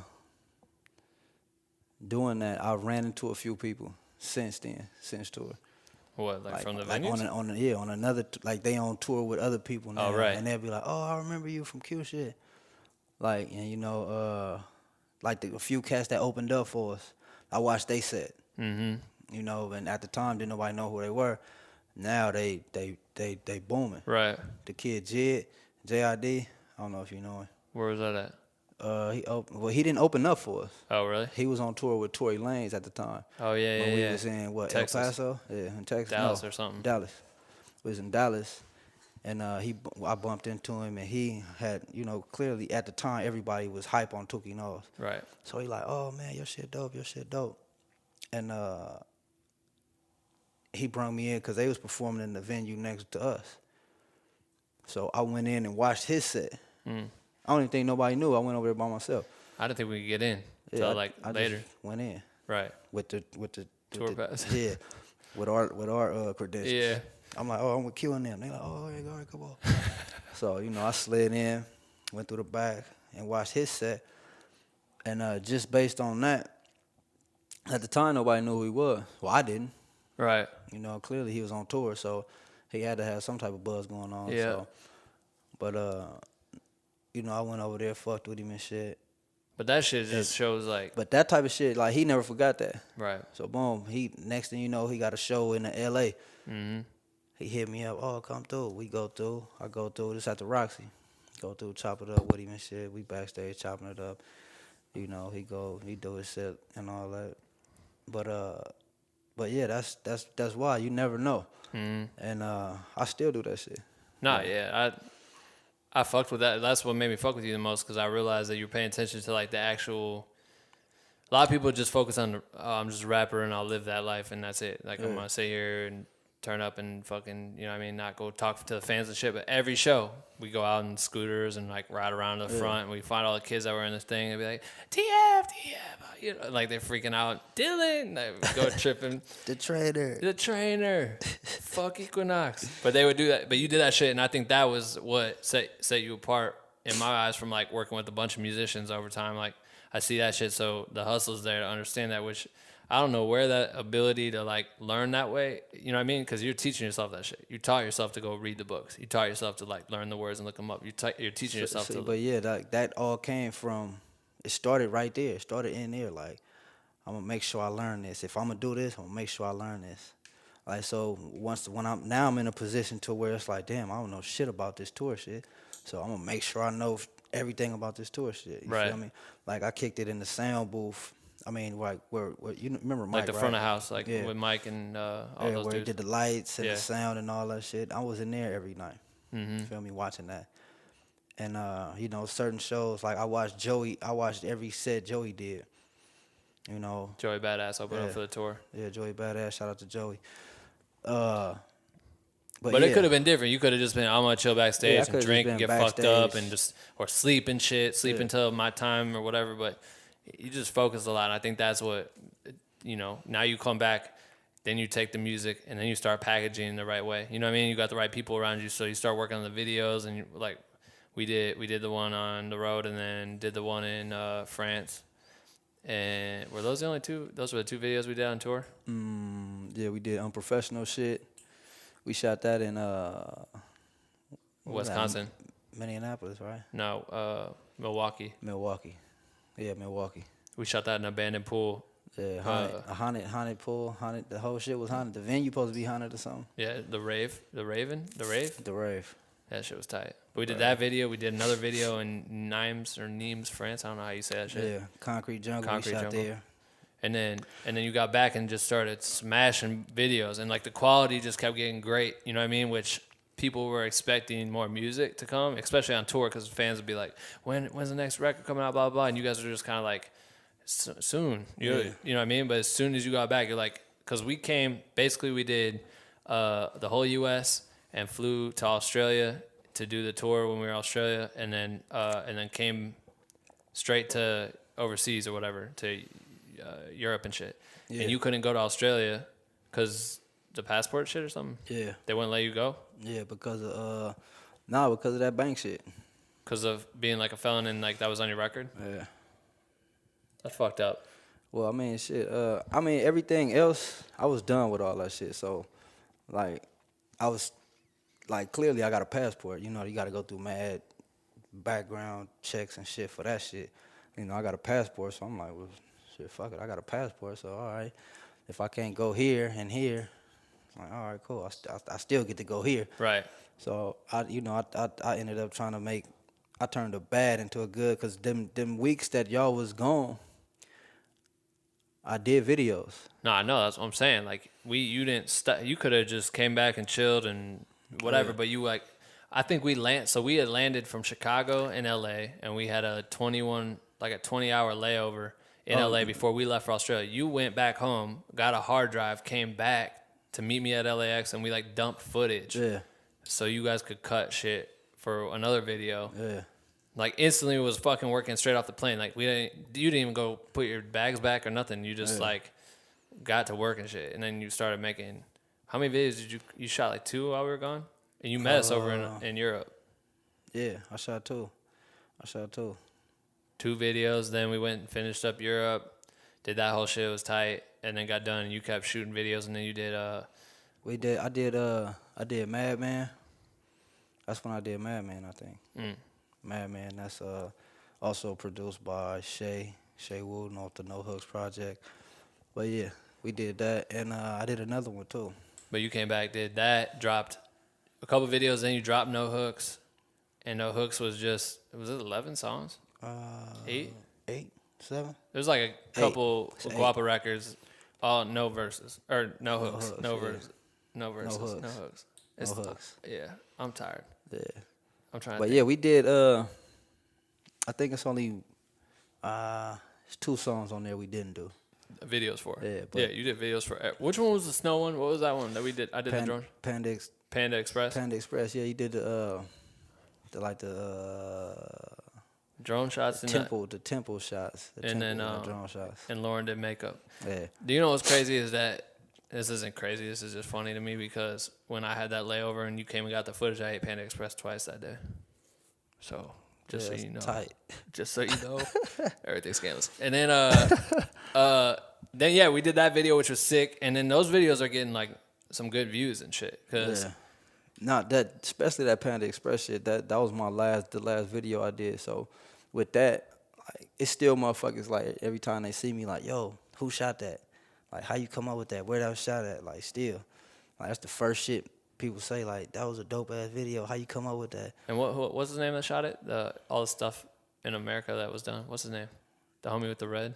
Masaki, yeah, he's dope. Masaki dope. We just finished another one. Yeah. We just finished another one for this upcoming project. Everything Scandalous. When's that? What's the plans for that? We plan on dropping that top of the year. Well, we didn't have mad dates for that, yo. I know. I keep saying that because I'm like, I want to get you on the podcast and drop this the same time you do that. We was supposed to, we didn't have mad dates, but I got a song, yo, for one of my friends. I did a song about one of my friends that died, and I forgot about it until I forgot what I was doing, and I was like, damn, I got to put this on the project. So now we had to go find all this. We had to find all the stems for the stems for the record. The dude where I recorded it at, his computer drive. So his computer crashed. So we had to go get another hard drive. His hard drive we had to do all type of plugging in and reformat shit. Yeah. So it was just a whole lot of shit. So we was like, all right, well, let's just get this shit together, and then we small. So is that song good now? You got it all handled or whatever? Well, we still working on it because now it's like You almost have to like rebuild it. Yeah. Damn. We gotta redo it. But that's I tight. don't want to redo it. But it's cool though. I mean, I understand why you wouldn't want to redo it because of the emotion and shit that you probably had in it. But like you met Travis earlier and he's on the podcast. I don't know what the order of this shit will be, but Travis Lloyd. But he was talking about how he wrote the book and then I accidentally deleted it off my computer and he had to rewrite it. And he said the second rewrite was like 10 times better than the first time. Yeah. So I don't know if you don't have to rewrite anything, but production could be. Well, yeah, no, that's the whole thing. Like the production would change, but as far as your delivery and shit, you wouldn't would you rewrap it? The vocals, nah. I cried when I did that. The first time? Yeah. So do you have the stems for that? For the vocals? Yeah, I got the stems for the vocals. So that's what I'm saying. Like production and everything can change and shit. But damn, you cried in the record? It's a few. I say probably 85% of my upcoming project I cried on. What was crazy? I think I don't know if this was after tour or before tour, but you were like, I just went to like a handful of funerals. Yeah. Was that after tour? No, it was before tour. That was like, right before tour. Was that one of the funerals? Yeah, eight funerals. 8 funerals? 8 funerals in 2015. Crazy. And those are all close homies? Yeah. Damn. But is it, fast forward to now, is it near that as far as like, you know what I mean? Like, for what, funeral? People getting caught up in shit and dying? Well, yeah, it's crazy. My boy Gabe Brooks just passed. But I remember I put you up on his shit while we was on tour. Yeah, you used to talk about, because he would talk to me about how it's hard to get out of that shit. Yeah. And you were like, dog, I got this dude who rides BMX, and he's like the craziest BMXer, and he ill, and I think they were even like trying to put together a tape. Yeah, they was sponsored tape type shit. He had just finished some shit. What was that shit called? Fairfax or some shit. Well, he was on a TV show called like Welcome to Fairfax or something like that. But I was showing you all the shit, and you was like, damn, like, so he from where y'all from? Like, y'all just know how to do all the shit. I remember you saying, like, what the Everything. Fuck? His dude was, like, doing crazy shit on handrails and all this stuff. Yeah. That dude was really fucking tight. So, his funeral just passed. That was, like, probably 2 weeks ago? 2 months ago, like, October. Oh, for real? Well, yeah, 2 months. Hey, October. Yeah, damn. Yeah, 2 months fucking ago. Crazy. So, but other than that.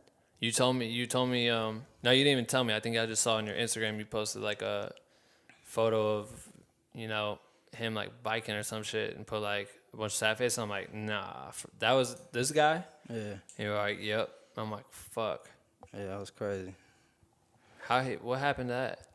So he was just still in the land dealing with that shit? Nah, he was on some, I got a song with him. He gonna be on the upcoming project. For real? Yeah. So he rapped? Yeah. Was he actively rapping or more like he just like BMXing and would rap for fun? Well, he rapped. He rapped. He didn't take it as serious as he did as far as with biking. Right. But we got a few songs together. Damn, that's crazy. Songs together. But yeah, so that's gonna be on the project. And but yeah. But yeah, you told me like fucking 8 homies that that shit happens too often. That's fucked up, man. Yeah, it's it's fucked up, but you end up being numb to the shit. You end up being numb to it. But sometimes it hit closer to home than others. Especially like as far as like with friends on top of like, all right, well we from here, but like we friends though, you feel me? So yeah. And I lost a few friends to this shit, but it's fucked up, but it is what it is. Mm-hmm. Everything's scandalous. Yep, part of that story too. That'll be dope to hear that shit. Are you gonna put just the one song with him, or eventually like you'll find a way? Well, yeah, No, we got the vocals, we got everything for that. Yeah, but you said you did a few songs with them. That's what I was saying. Are you gonna just put one on this record, and then maybe like in the future you might use the other? No, shit one of them out. One of for them real? out. Yeah, it's called Bookie Johnson. It's on SoundCloud. It's on my SoundCloud and all that. Oh, dope. So yeah, go tune in on that. Damn, fucking fucked up shit. Yeah. But you know, so now we just. I'm excited for this next project, yo. I don't got no features on it, well, other than him. Yeah. But that was supposed to come up later on. Damn. That was supposed to come up later on because I just talked to him. We were supposed to do a video. We were supposed to do a bunch of other shit, you know. But now, like, you know, clearly it was unexpected. Mm-hmm. But crazy. I put a link. The video that you sent me. Someone made the edit like after he passed. Yeah. That shit was crazy. Cause this dude was fucking nuts, doing like crazy shit with his BMX. Like, yeah. I'll post that in the show notes if you guys want to watch that shit. So yeah, tune in on that, man. Damn.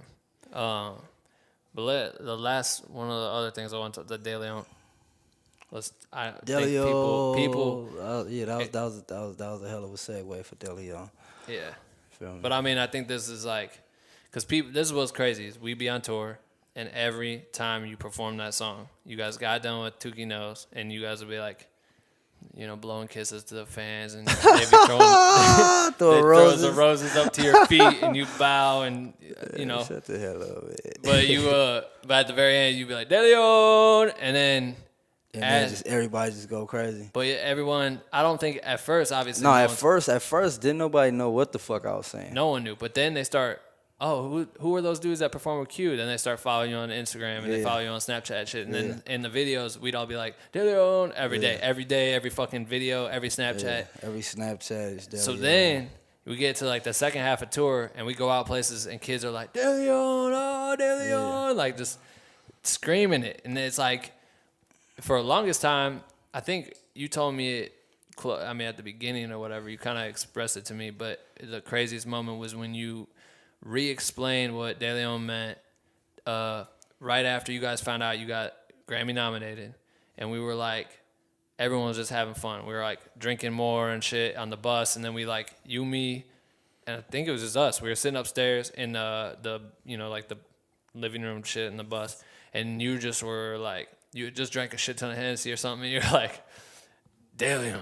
And you just broke it down for like 6 minutes. And I filmed this shit on my phone. I have it somewhere. It's documentary-worthy content. I'm saving it. But you explained it to me. But it's funny because I think all these white kids that are going to Q shows, you know, all the kids, just every kid, but it's, you know, a lot of white kids that come to the shows, and they're all screaming De Leon and they don't know. And they'd ask us, like, what's it mean? What's it mean? And you'd just be like, De Leon. You wouldn't tell them. Yeah, I wasn't telling nobody at first, you know, just to build up the, like, what the fuck is this? Right. You know, so now it's like, it's to the point to where it's enough motherfuckers saying it now to like, all right, well, yeah, y'all need to know what the fuck y'all saying now. Mm-hmm. You feel me? It's at first on tour, I was saying it because one of my friends died, and that was her name. Her name was Lady Dale. Lady Delface? Yeah. Mm-hmm. Lady Delface, and she had died. But she was like one of my biggest fans, yo. She was one of my biggest fans. She used to always, like, this was like 2013. She like, Face, you gonna blow up. You dope, your shit sick. You feel me? Like, she always, she know all the songs, all the shit. You know, she was at all my shows. She came to all my shows. Like, even if she was the only girl there, like, if none of the homegirls wanted to come, she still came. She still showed up. Like, she'll just pop up sometime, you know? And she ended up getting killed. And the first time I hit the stage, like, I was saying that for her. Mm. You feel me? Like, yeah, we here now. You feel me? Like, we here now. Like, I remember she used to always say, like, yeah, you gonna go somewhere. You gonna end up doing something big, yo. You went around the fucking world. Saying De Leon. Crazy. You feel me? And now it's like, but like the saying was already a saying before that. Right, like back home, everyone was saying that shit. Yeah, like, you know, we grew up saying that shit.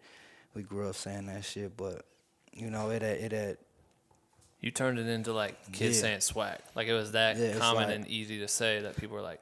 it's like, you know, it's one of the biggest catchphrases right now of the city. Like, it's motherfuckers that I don't even know, never met. And they'll see me and be like, oh, DeLeon, just off following me on Snapchat or Instagram or whatever it is.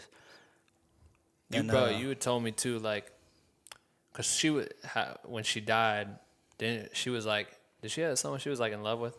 Yeah, she died with her boyfriend, and they was together every day, all day. You told me a story that shit was like, hearing that story of how she passed was like some Romeo and Juliet shit on steroids. Yeah, like, you know, and that was crazy how they went out, but. Can you share that shit or not? I mean, nah, hell nah, cause you know that's. That's for the next episode. They got hit up pretty cold, yo. Yeah, it's fucked up. You know, but they went out together though. They was together all the time. They did everything together and all that, and that's the way how they went out. Damn. You know, so that's like a real deal ride or die type story. And it's crazy just how she predicted the fucking future and like fast forward to now and shit's like really happening or whatever. Like, and to get to go on that tour and to get to be on that record and to get nominated for a fucking Grammy, like. Yeah. Well, I mean, this shit is just getting started, yo. I still ain't even dropped a solo project. I know, that's what I'm saying. You feel me? Like, No Hooks is, you know. But you done more than mad people have done. You know what I mean? Well, yeah. For no, like. Like, that's another reason why we excited for this project, yo, because, like, nobody never heard a song from me other than Squabble Up. Right. That's the only song that I got that motherfuckers like, oh, well, that, you know, that's a solid song. That was a dope song. And, you know, most of the shit you didn't heard. Yeah. So I just kill all the features I'm on. Right. You feel me? I just be killing features, murdering features, you know. And then, of course, No Hooks, but those not formatted as songs. Like, to where, all right, well, can he put together a song? Right. So that's why, you know, I'm really hyped to really just drop this project. Like, you know, just based on everything. Like, it's not nothing. Like, it's more like it's a story, yo. Right. It's gonna tell you a whole story. It's gonna tell you everything I just told you in this podcast, but song by song. So you guys can just PayPal me about $10. You don't need to get his album. I already cut you a shortcut. Like, you don't have to try to decipher the shit. We just explained it. Thank you, guys. Yeah. Thanks, DF. All right, that's the end of the podcast. Yeah, but that's funny. Was it? No, but yeah, that's, you know, every song is it's a different story. It's a different story. It's a different time. You know. Front to back. It's front like to that. Back, straight through. That's dope. Straight through, and you know, so yeah, so motherfuckers will really get to know like the whole shit, like how everything came to be what it is now, and like how, you know, how we done made it through all the shit, you know, and found a way and took that route and kept it going. You know, and stayed solid with that and really believed in it and turned it into something dope. Because, I mean, like, you really had pretty much, like, all odds against your ass. You know what I mean? Like, anyone I feel like you roll with probably had all odds against you, and you were able to, like, prevail that. And yeah, I mean, it's, you know, it's I would say it's a typical story as far as with, you know, the environment coming up. But, you know, opportunities only come like a few times, yo. And, you know, I got blessed with, you know, a hell of an opportunity. I've been blessed to meet some hell of a people. And the people that's behind me, like, we've been pushing this shit together from the gate. And it's like, all right, well, this is what it's gonna be, this how we gonna do it. And, you know, this is what it's turned into. And we same team, same squad. Right. Everything scandalous. And it's dope too, like now, how just the other day, like, you're chilling and we see Anderson, like, Snapchatting your... Yeah, he was off the unprofessional shit. That's another track off the No Hook shit, you know, Anderson Pac. Pac was like... This nigga Go ahead. What did he do? He was playing. He played at the damn. He like was rapping the shit, right? Yeah, he was rapping. He had that shit playing in his studio. And this nigga Q Snapchatted it and sent it to me like, oh yeah, man, like, you's a bitch.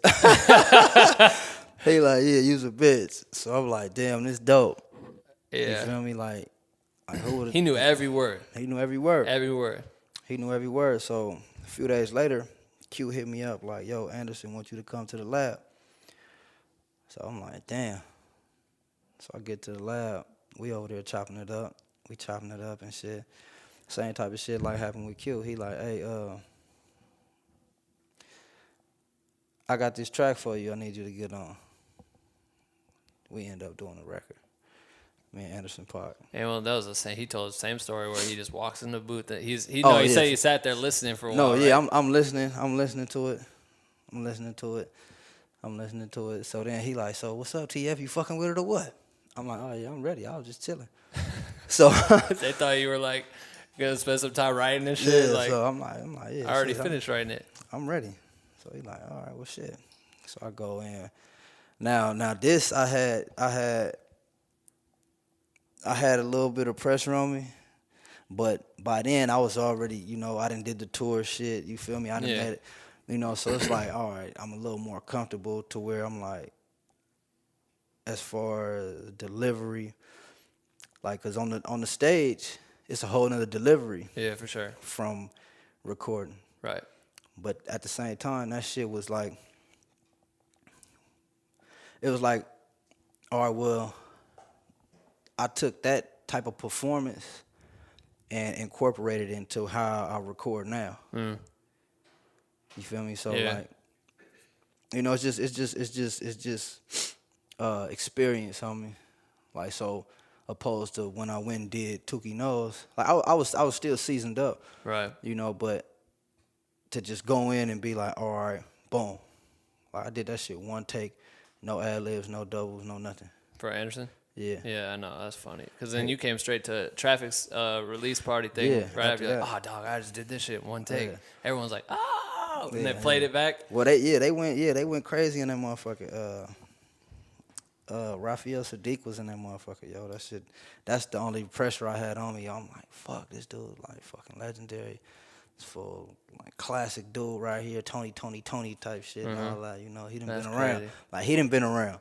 So I gotta Shut come. It down for real. A1, I gotta come bring my A game. Yeah. Like, cause now they looking at me, cause now I got more pressure on me now because now they know who I am. Mm-hmm. You feel me? Like, all right, let me see if this shit is real. So now I'm like, damn. Like, clearly, like, they expect the same type of shit that they hearing in these records to, come through. Yeah. You don't want to get there and be like, all right, I'm going to just do 2 bars here. Right. And then I'm going to do another 2 bars. Yeah, you had to do it all in one thing or otherwise. First, just boom, one wop. That's crazy. They was like, yeah. I can't wait for that shit to come out. Yeah, hell yeah. The last thing, sorry, I just like totally spaced on what the fuck I was gonna talk about next. I guess basically I asked a bunch of the dudes in the group if they, dudes and females, sorry. All the Black No Cream members get to like ask questions or whatever, so I had a guapa questions. Cause we could talk about this shit forever, but I think we'll do a follow-up one eventually too, cause the album's gonna come out, your project's gonna come out, we're gonna probably fucking do more cool shit and shoot more visuals and do all this dumb shit that no one else has an opportunity to do except for us. All right, yeah, look. All right, boom. What? Real quick. You remember that haunted house shit you told me about in Iowa? No. Like, you get to go live there for, like, a little bit of time or something. Lay there? Oh, you get to live there. I mean, not live there, spend a night or something. Lauren knows what the shit's called, but it's like this dude that went through the house and killed I think he shot everyone with the shotgun, like his whole family. He like killed everyone in the house, and apparently now you can go like stay there overnight. No, I don't know how this came up, but me and Jay was talking about this shit the other day. Yeah. And he was like, and I was like, damn, what the fuck did he say? He said something about some haunted house type shit, and I told him that we had talked about it. I'm like, well, this dude Ben know about some haunted house shit you could go sleep in for a night. Do the video in there. Yeah. Fuck that shit. That shit sounds scary as fuck. We just did the haunted house. I'm good. Oh, remember we did that fucking cemetery shit in Germany? Yeah, this was hilarious because that was your birthday, right? Oh, yeah, that was my For birthday. Tia's birthday, all he wanted to do was take me to a cemetery by ourselves and run around in the fucking cemetery and look at dead people. No, it was deep because in all those Snapchats, you see all this just shit flying through the Orbs. screens. We'd see like that was fucked up. Yeah. Because that was crazy too because we went with the only dude that spoke English because that was like the one time where people just really didn't understand anything we were saying. Oh, yeah. And there was a kid that was outside the bus that was talking to me via like Google Translator. So that's how I would talk to the kid. It was crazy, and it worked. And then there was another kid that followed up that knew us or whatever, and he could speak English. So he's like, let me take you down to where we go, downtown to drink beers or something. Oh, yeah. Remember? Yeah. Shout out to homie. I wish I remember your name right now. What the fuck was his name? But he took us downtown. We took an Uber downtown, met him out there. Him and his friends were going to come, but they didn't come. And then he came with, like, solo. And he met us, and we had to walk through this cobblestone, I don't know what the fuck this was. The like whole city. Plaza. The whole city was like, yeah. But they said that that's exactly where the Nazis would march when they were killing all the Jews and shit. And they would march down those streets, and they tore it. Like, that whole city was burnt down, and they rebuilt it back to scale, the one that we walked through. So we're, like, walking around. No one's out there. It's, like, 1 o'clock in the morning, and it was weird because you just hear us walking, and you just thinking, like, damn, people were marching through here, killing people. Yeah, that shit Savage. felt like one of them fucking Hostel movies or something, man. For like, sure. he was finna just take us. Yeah, he could have took us. That We just shit- followed him into this, like, through this windy way, and then he brought us in this little pub, and the beers were cheap as shit. I thought they were honestly, like, Yeah, and you ordered that big ass, tall ass black beer. Yeah. I'm like, this, it was dark as fuck. yeah, that shit was. But then after Shit. then we go to because it was Tia. Wait, so was that the day you stayed? That was another day. That was a whole another day. Cause remember that night we was all fucked up. On my birthday we was all fucked up. No, you were. I wasn't. I was oh. good. I You were thought you the. was He was fucked just up, sitting there too. on the bus like, it's my birthday, just by himself. Then he come upstairs. He's like, yo, fool. the Oh yeah, people out there- that's when I was like, yo, let's go to the shit. Yeah. And then that's when we went. We jumped the fence and all Yeah. that. That shit was scary as fuck. I hate haunted shit. But yeah, I'll go do the video if we want to go back to. You just really want to go to Iowa. You keep talking about getting Jess coming out there and like going to fucking Iowa to take a trip. TF really liked Iowa. Like the one I time thought we was there. in Ohio. We weren't in Ohio. I won't. He does this shit all the time too. But that shit's funny. Nah, yeah. No, I really just want to go out there and fuck with my boy Sean, man. Yeah. feel me? He loves this Yeah. shit. Sean from the land, man. Yeah, he's talking about my brother. Yeah, Delio. Delio. Nah, what? How old's your kid? TS got a kid too. That's a surprise. Boom. Shit, he'll be 13. The end 13. of this month, 29th. This kid's hilarious. He's a miniature version of you. Yeah. He's tall as fucking, plays football, and TS a football dad, and he goes to all football games every Saturday. He's out there fucking turning into a coach, and when he's not, we went to a couple of his games. That shit was fun. Yeah. Yeah, he just got invited to they handpicked him for some all-star game type shit, and like I guess it's some type of it's big, I guess. You know, this is my first time really all the way in it like that. Cause Right. he's serious now, Yeah. so you know we get to do the whole like all right, Experience. yeah, like let's play football. Right. You feel me? If we gonna do it, we gonna do the whole shit. And we started off last season training, you know, last off season training. You know, doing like real deal. I had him like no bullshit. I had him doing jailhouse workouts, yo, and everybody was like, "Why you doing that with the kid, yo?" I'm like, man, I know what the hell I'm doing. Mm-hmm. You feel me? And he ended up being a beast. He's a beast. So now all the moms and shit, all the parents like, hey, like take my kid. Like For real? A few coaches like, hey, what you think about, you know, getting some kids together and doing this and that and this and that, like same type of shit you did last season. So I'm like, That's crazy. you know. But you know, that's not all the way set in stone. You know, clearly I'm gonna have Jack with me. Right. You know, so if you want to bring him, then come on, let's do it.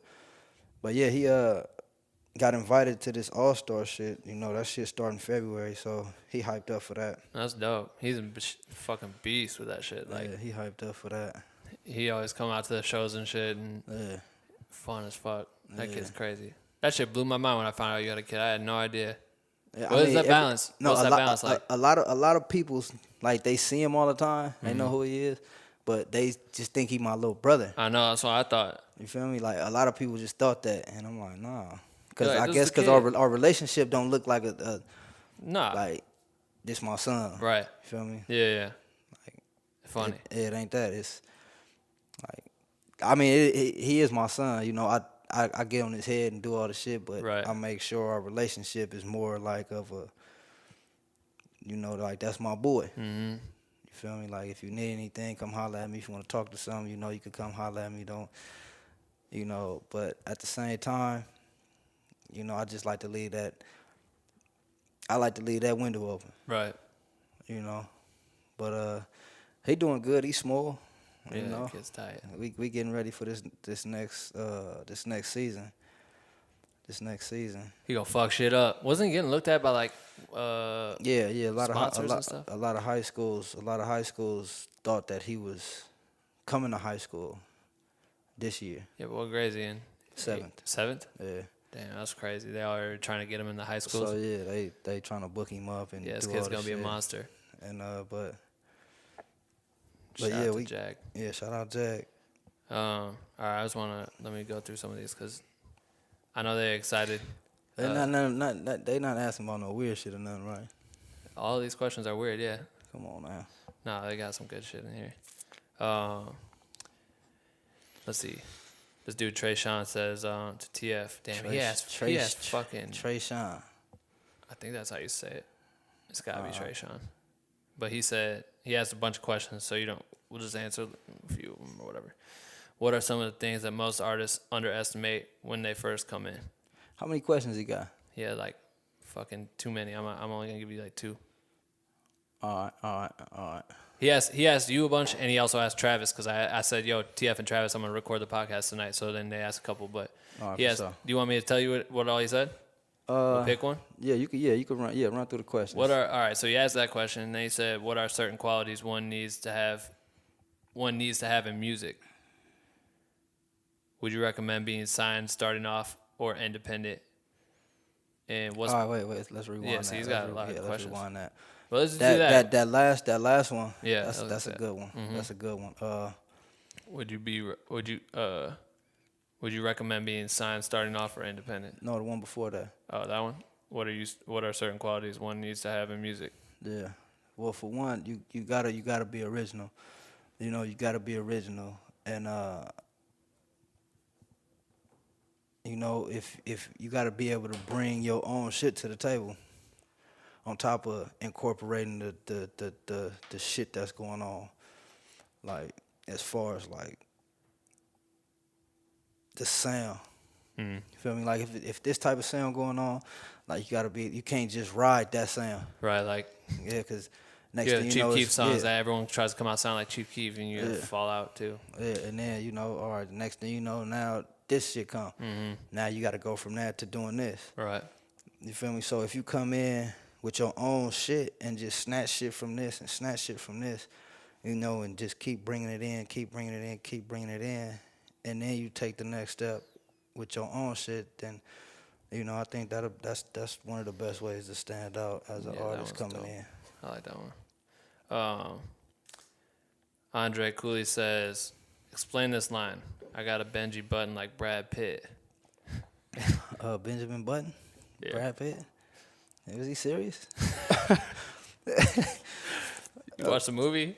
Yeah, I mean, he probably never seen the movie, so I guess. Yeah, let me take that back.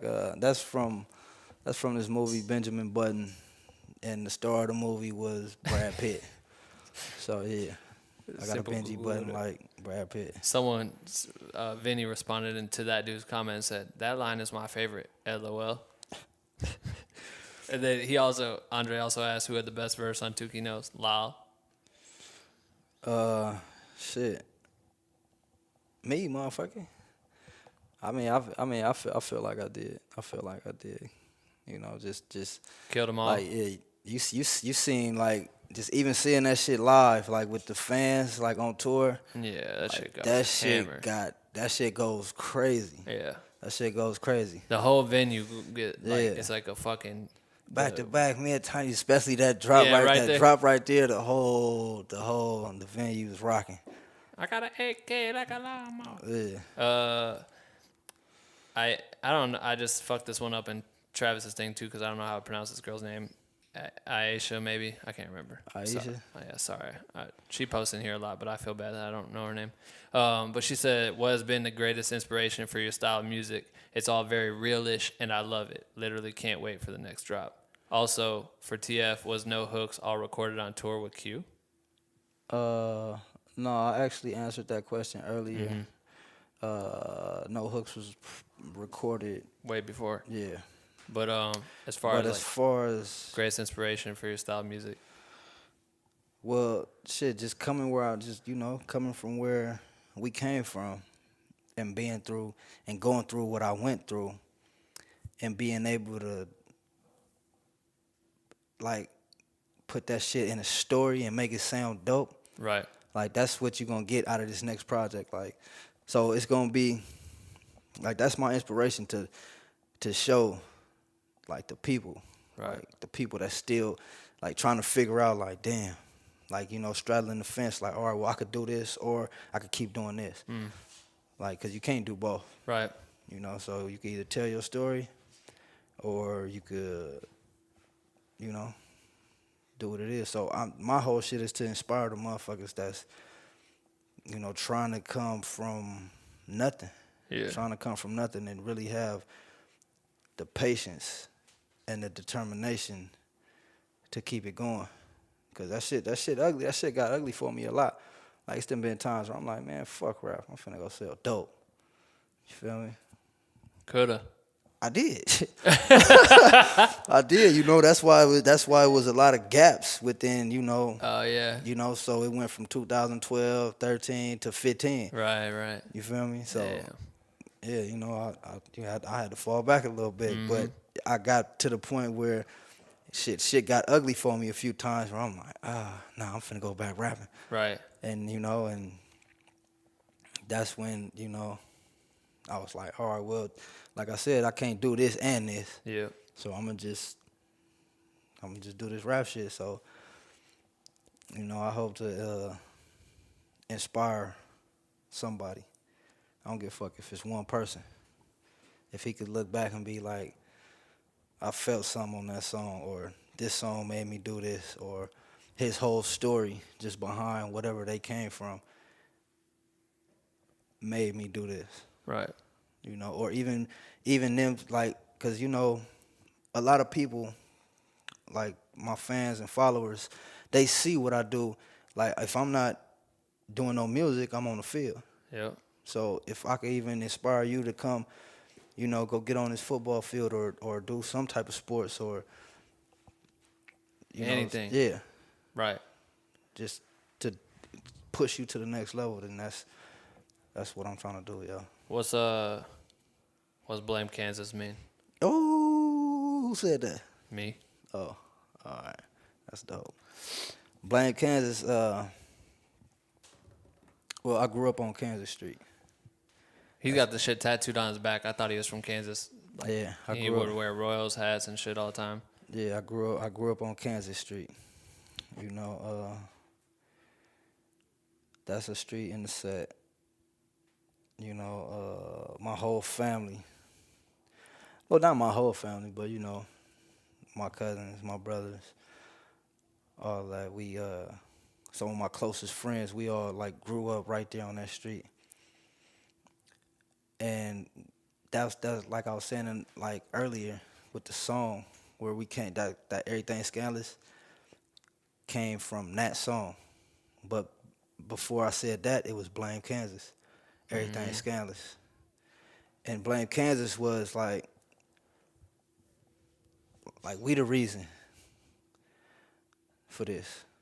Or like, damn, why you act like this? Like, well, shit, I grew up right here. Like, blame the environment. You feel me? So it was Blame Kansas. Right. Blame Kansas for this. blame Kansas for me thinking like this or moving like this or even rapping like this.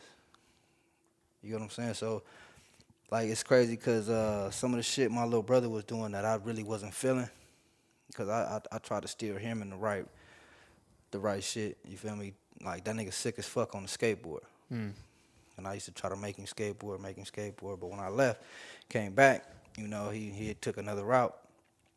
I'm like, yo, what's up with you, yo? And he told me the other shit. He was like, shit, blame Kansas. And I'm like, damn. Like, and when he said that, it's like, I can't be mad. Yeah, for sure. You know, I can't be mad because I know what this shit is. So, you know, that's where that came about. Those your little brother is the one that just went to jail? Yeah. Damn. Yeah. So, you know, it's just blame Kansas. Forever. You know, yeah. I got it tagged. Yep. It's locked in. Fuck. This is a good podcast. Shit, like an hour and 50 minutes. Yeah, 2 hours. Almost. Like 9 minutes. I feel like we got it all out. Some good shit on there. Yeah, we got some shit. Anything else you want to plug? Talk about? We just did another movie, yo. You know, like, you know how that Panda Express shit was like damn near like a little Film? Yeah. Yeah. Like, you know, semi like a short film. We just did another one. Dope. Oh, that's even more dope. One of the kids from Black with No Cream got to come through and do the drone shots and shit and all that. Oh, yeah. How'd that work out? Damn, I forgot about that. That's dope. That's TF dope. hit me like this last week. He went out to the desert, some abandoned like pool. I don't know where the fuck you went. You went to like some island or some shit. Where was it? We went to Salton Sea. Salton Sea. Salton Sea. It's like probably like an hour past Palm Springs if you're coming from LA. Yeah, it's a little road trip. But you want me to go out and get the drone shots, and I couldn't do it because we're trying to deliver a documentary right now. And I was like, fuck. But I posted in Black with No Cream. I was like, yo, if there's anyone that can do drone shots, send me your shit. And I got like a bunch of people in LA that were sending stuff or whatever, and I looped you in with that kid. Yeah, his name Angel. Angel? His name Angel. He dope. And it's another kid that directed it. His name Andrew. Both of them in the Black with No Cream. Andrew is too? Yeah. That's crazy. Andrew in the Black with No Cream, right? Maybe. I think so. He is. That's dope. Because he posted that other video. Remember, and you was like, I seen this somewhere. Oh yeah, with the yeah. with the dude with the hair and the shit, like the colors.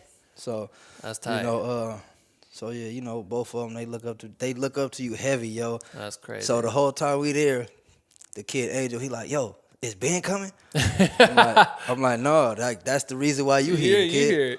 You feel me? Like, no, it's over with. He messaged me. He told me that it was tight and like, thank you for all that shit. Blah, blah. I'm like, yeah, hopefully you did well. So yeah, I think that's dope, homie. What Black with No Cream is. I told you I was gonna start this shit when we were finishing tour. Yeah, I know, I remember. It's crazy. Now I think we just got like 1,400 people in this shit now. But that's dope, cause that's the same shit that I just said, like being able to inspire somebody else.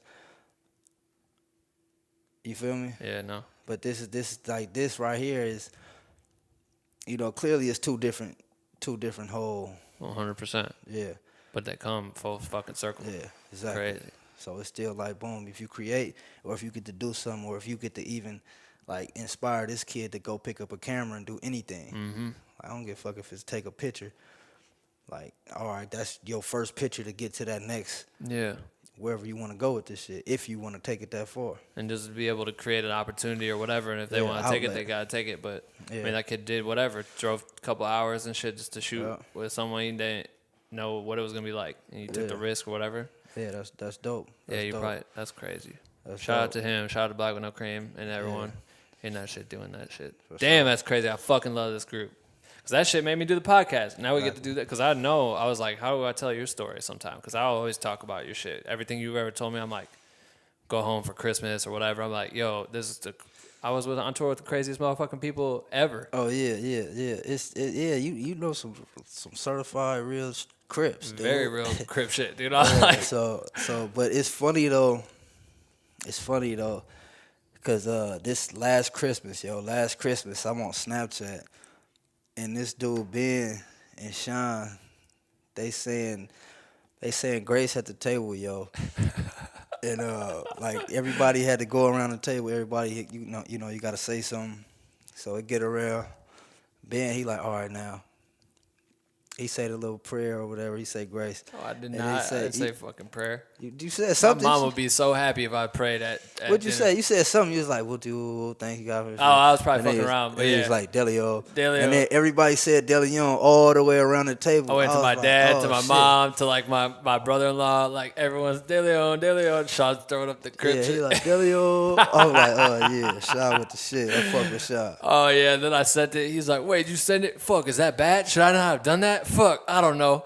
He says my brother is like out trying to train to become a cop, right? So he's like going into he got his master's in criminal justice, and he's sitting there going out to the range and he's shooting. He's like, I sent TF a picture of the gun and shit, but I didn't tell him I'm gonna be trying to be a cop yet. I don't think he's gonna fuck with me no more.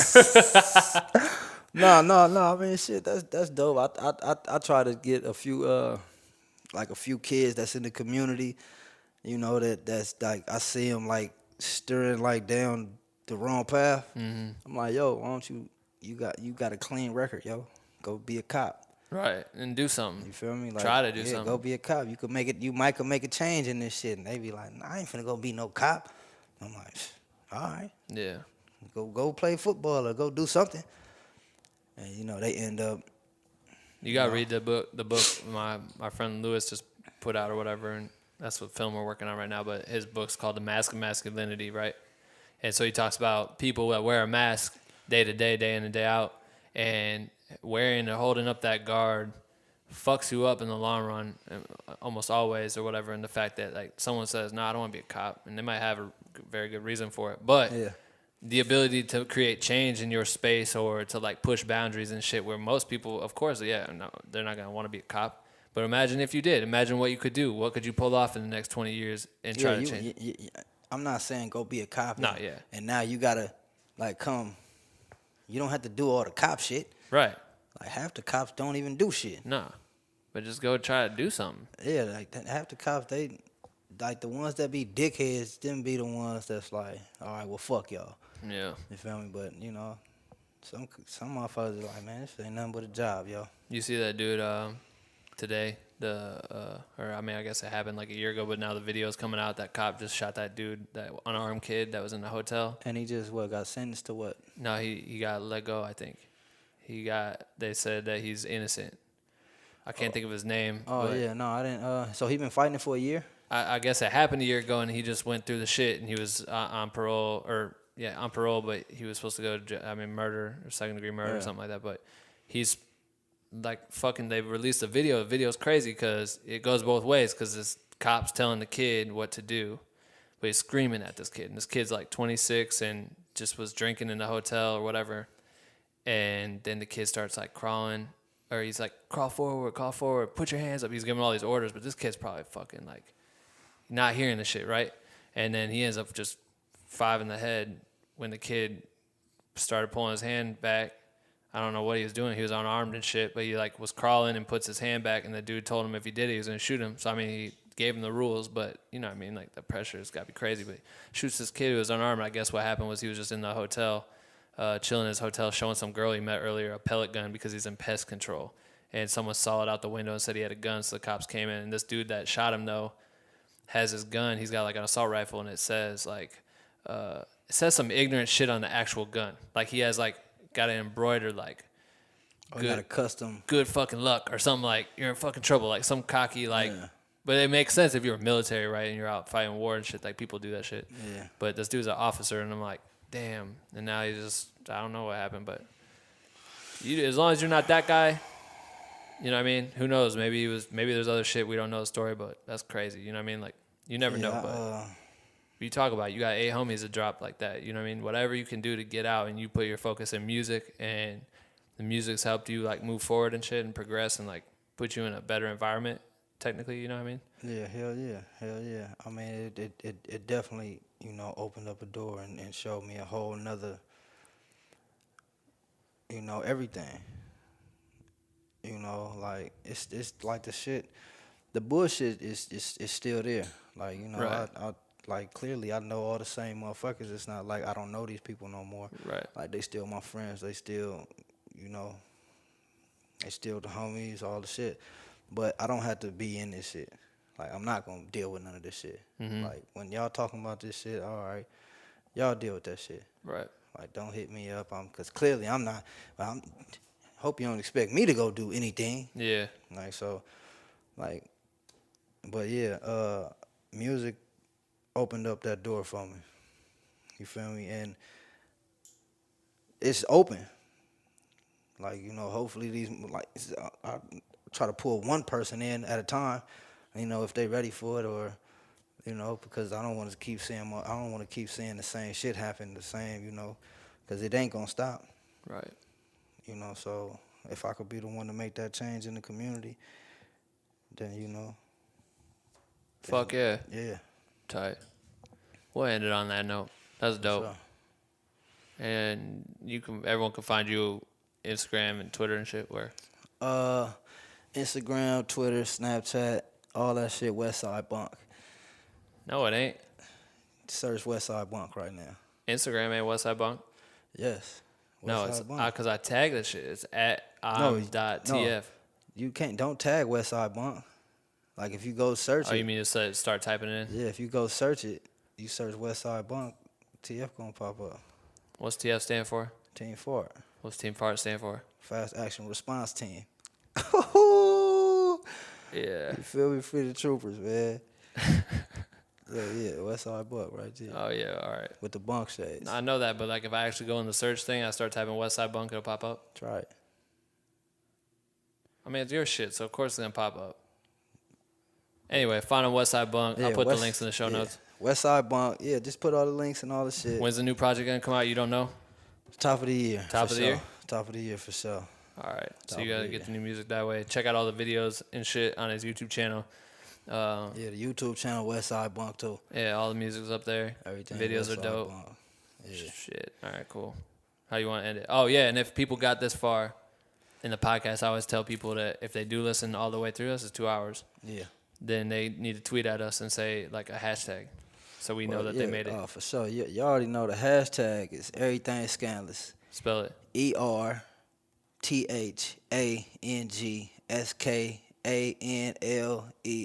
That's a whole lot of shit, y'all. That's what I'm saying. It's hard to remember. All right, well, everything scandalous. You feel me? Everything scandalous. Yeah, If y'all can't tweet that, then tweet DeLeon. DALEON. Or everything scandalous. Nah, hell no. That's the generic edition. Yeah, it's a DeLeon. All right, cool. DeLeon. You feel All right, me? bet. You know, shout out to Ben. Shout out to everybody in the Black with No Cream community. Yeah. You feel me? We gonna keep shit scandalous. We gonna keep shit rocking. Mm-hmm. DeLeon. DeLeon. All right, bet. Boom. Bye.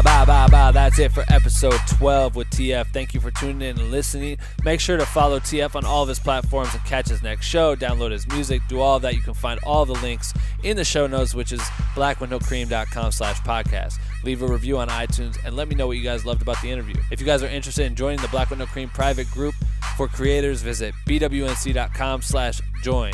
And last but not least, buy some fucking ill-ass merch. Every sale helps me keep this thing alive. Subscribe to Black with No Cream. New episodes every Sunday. See ya next week, you bitch!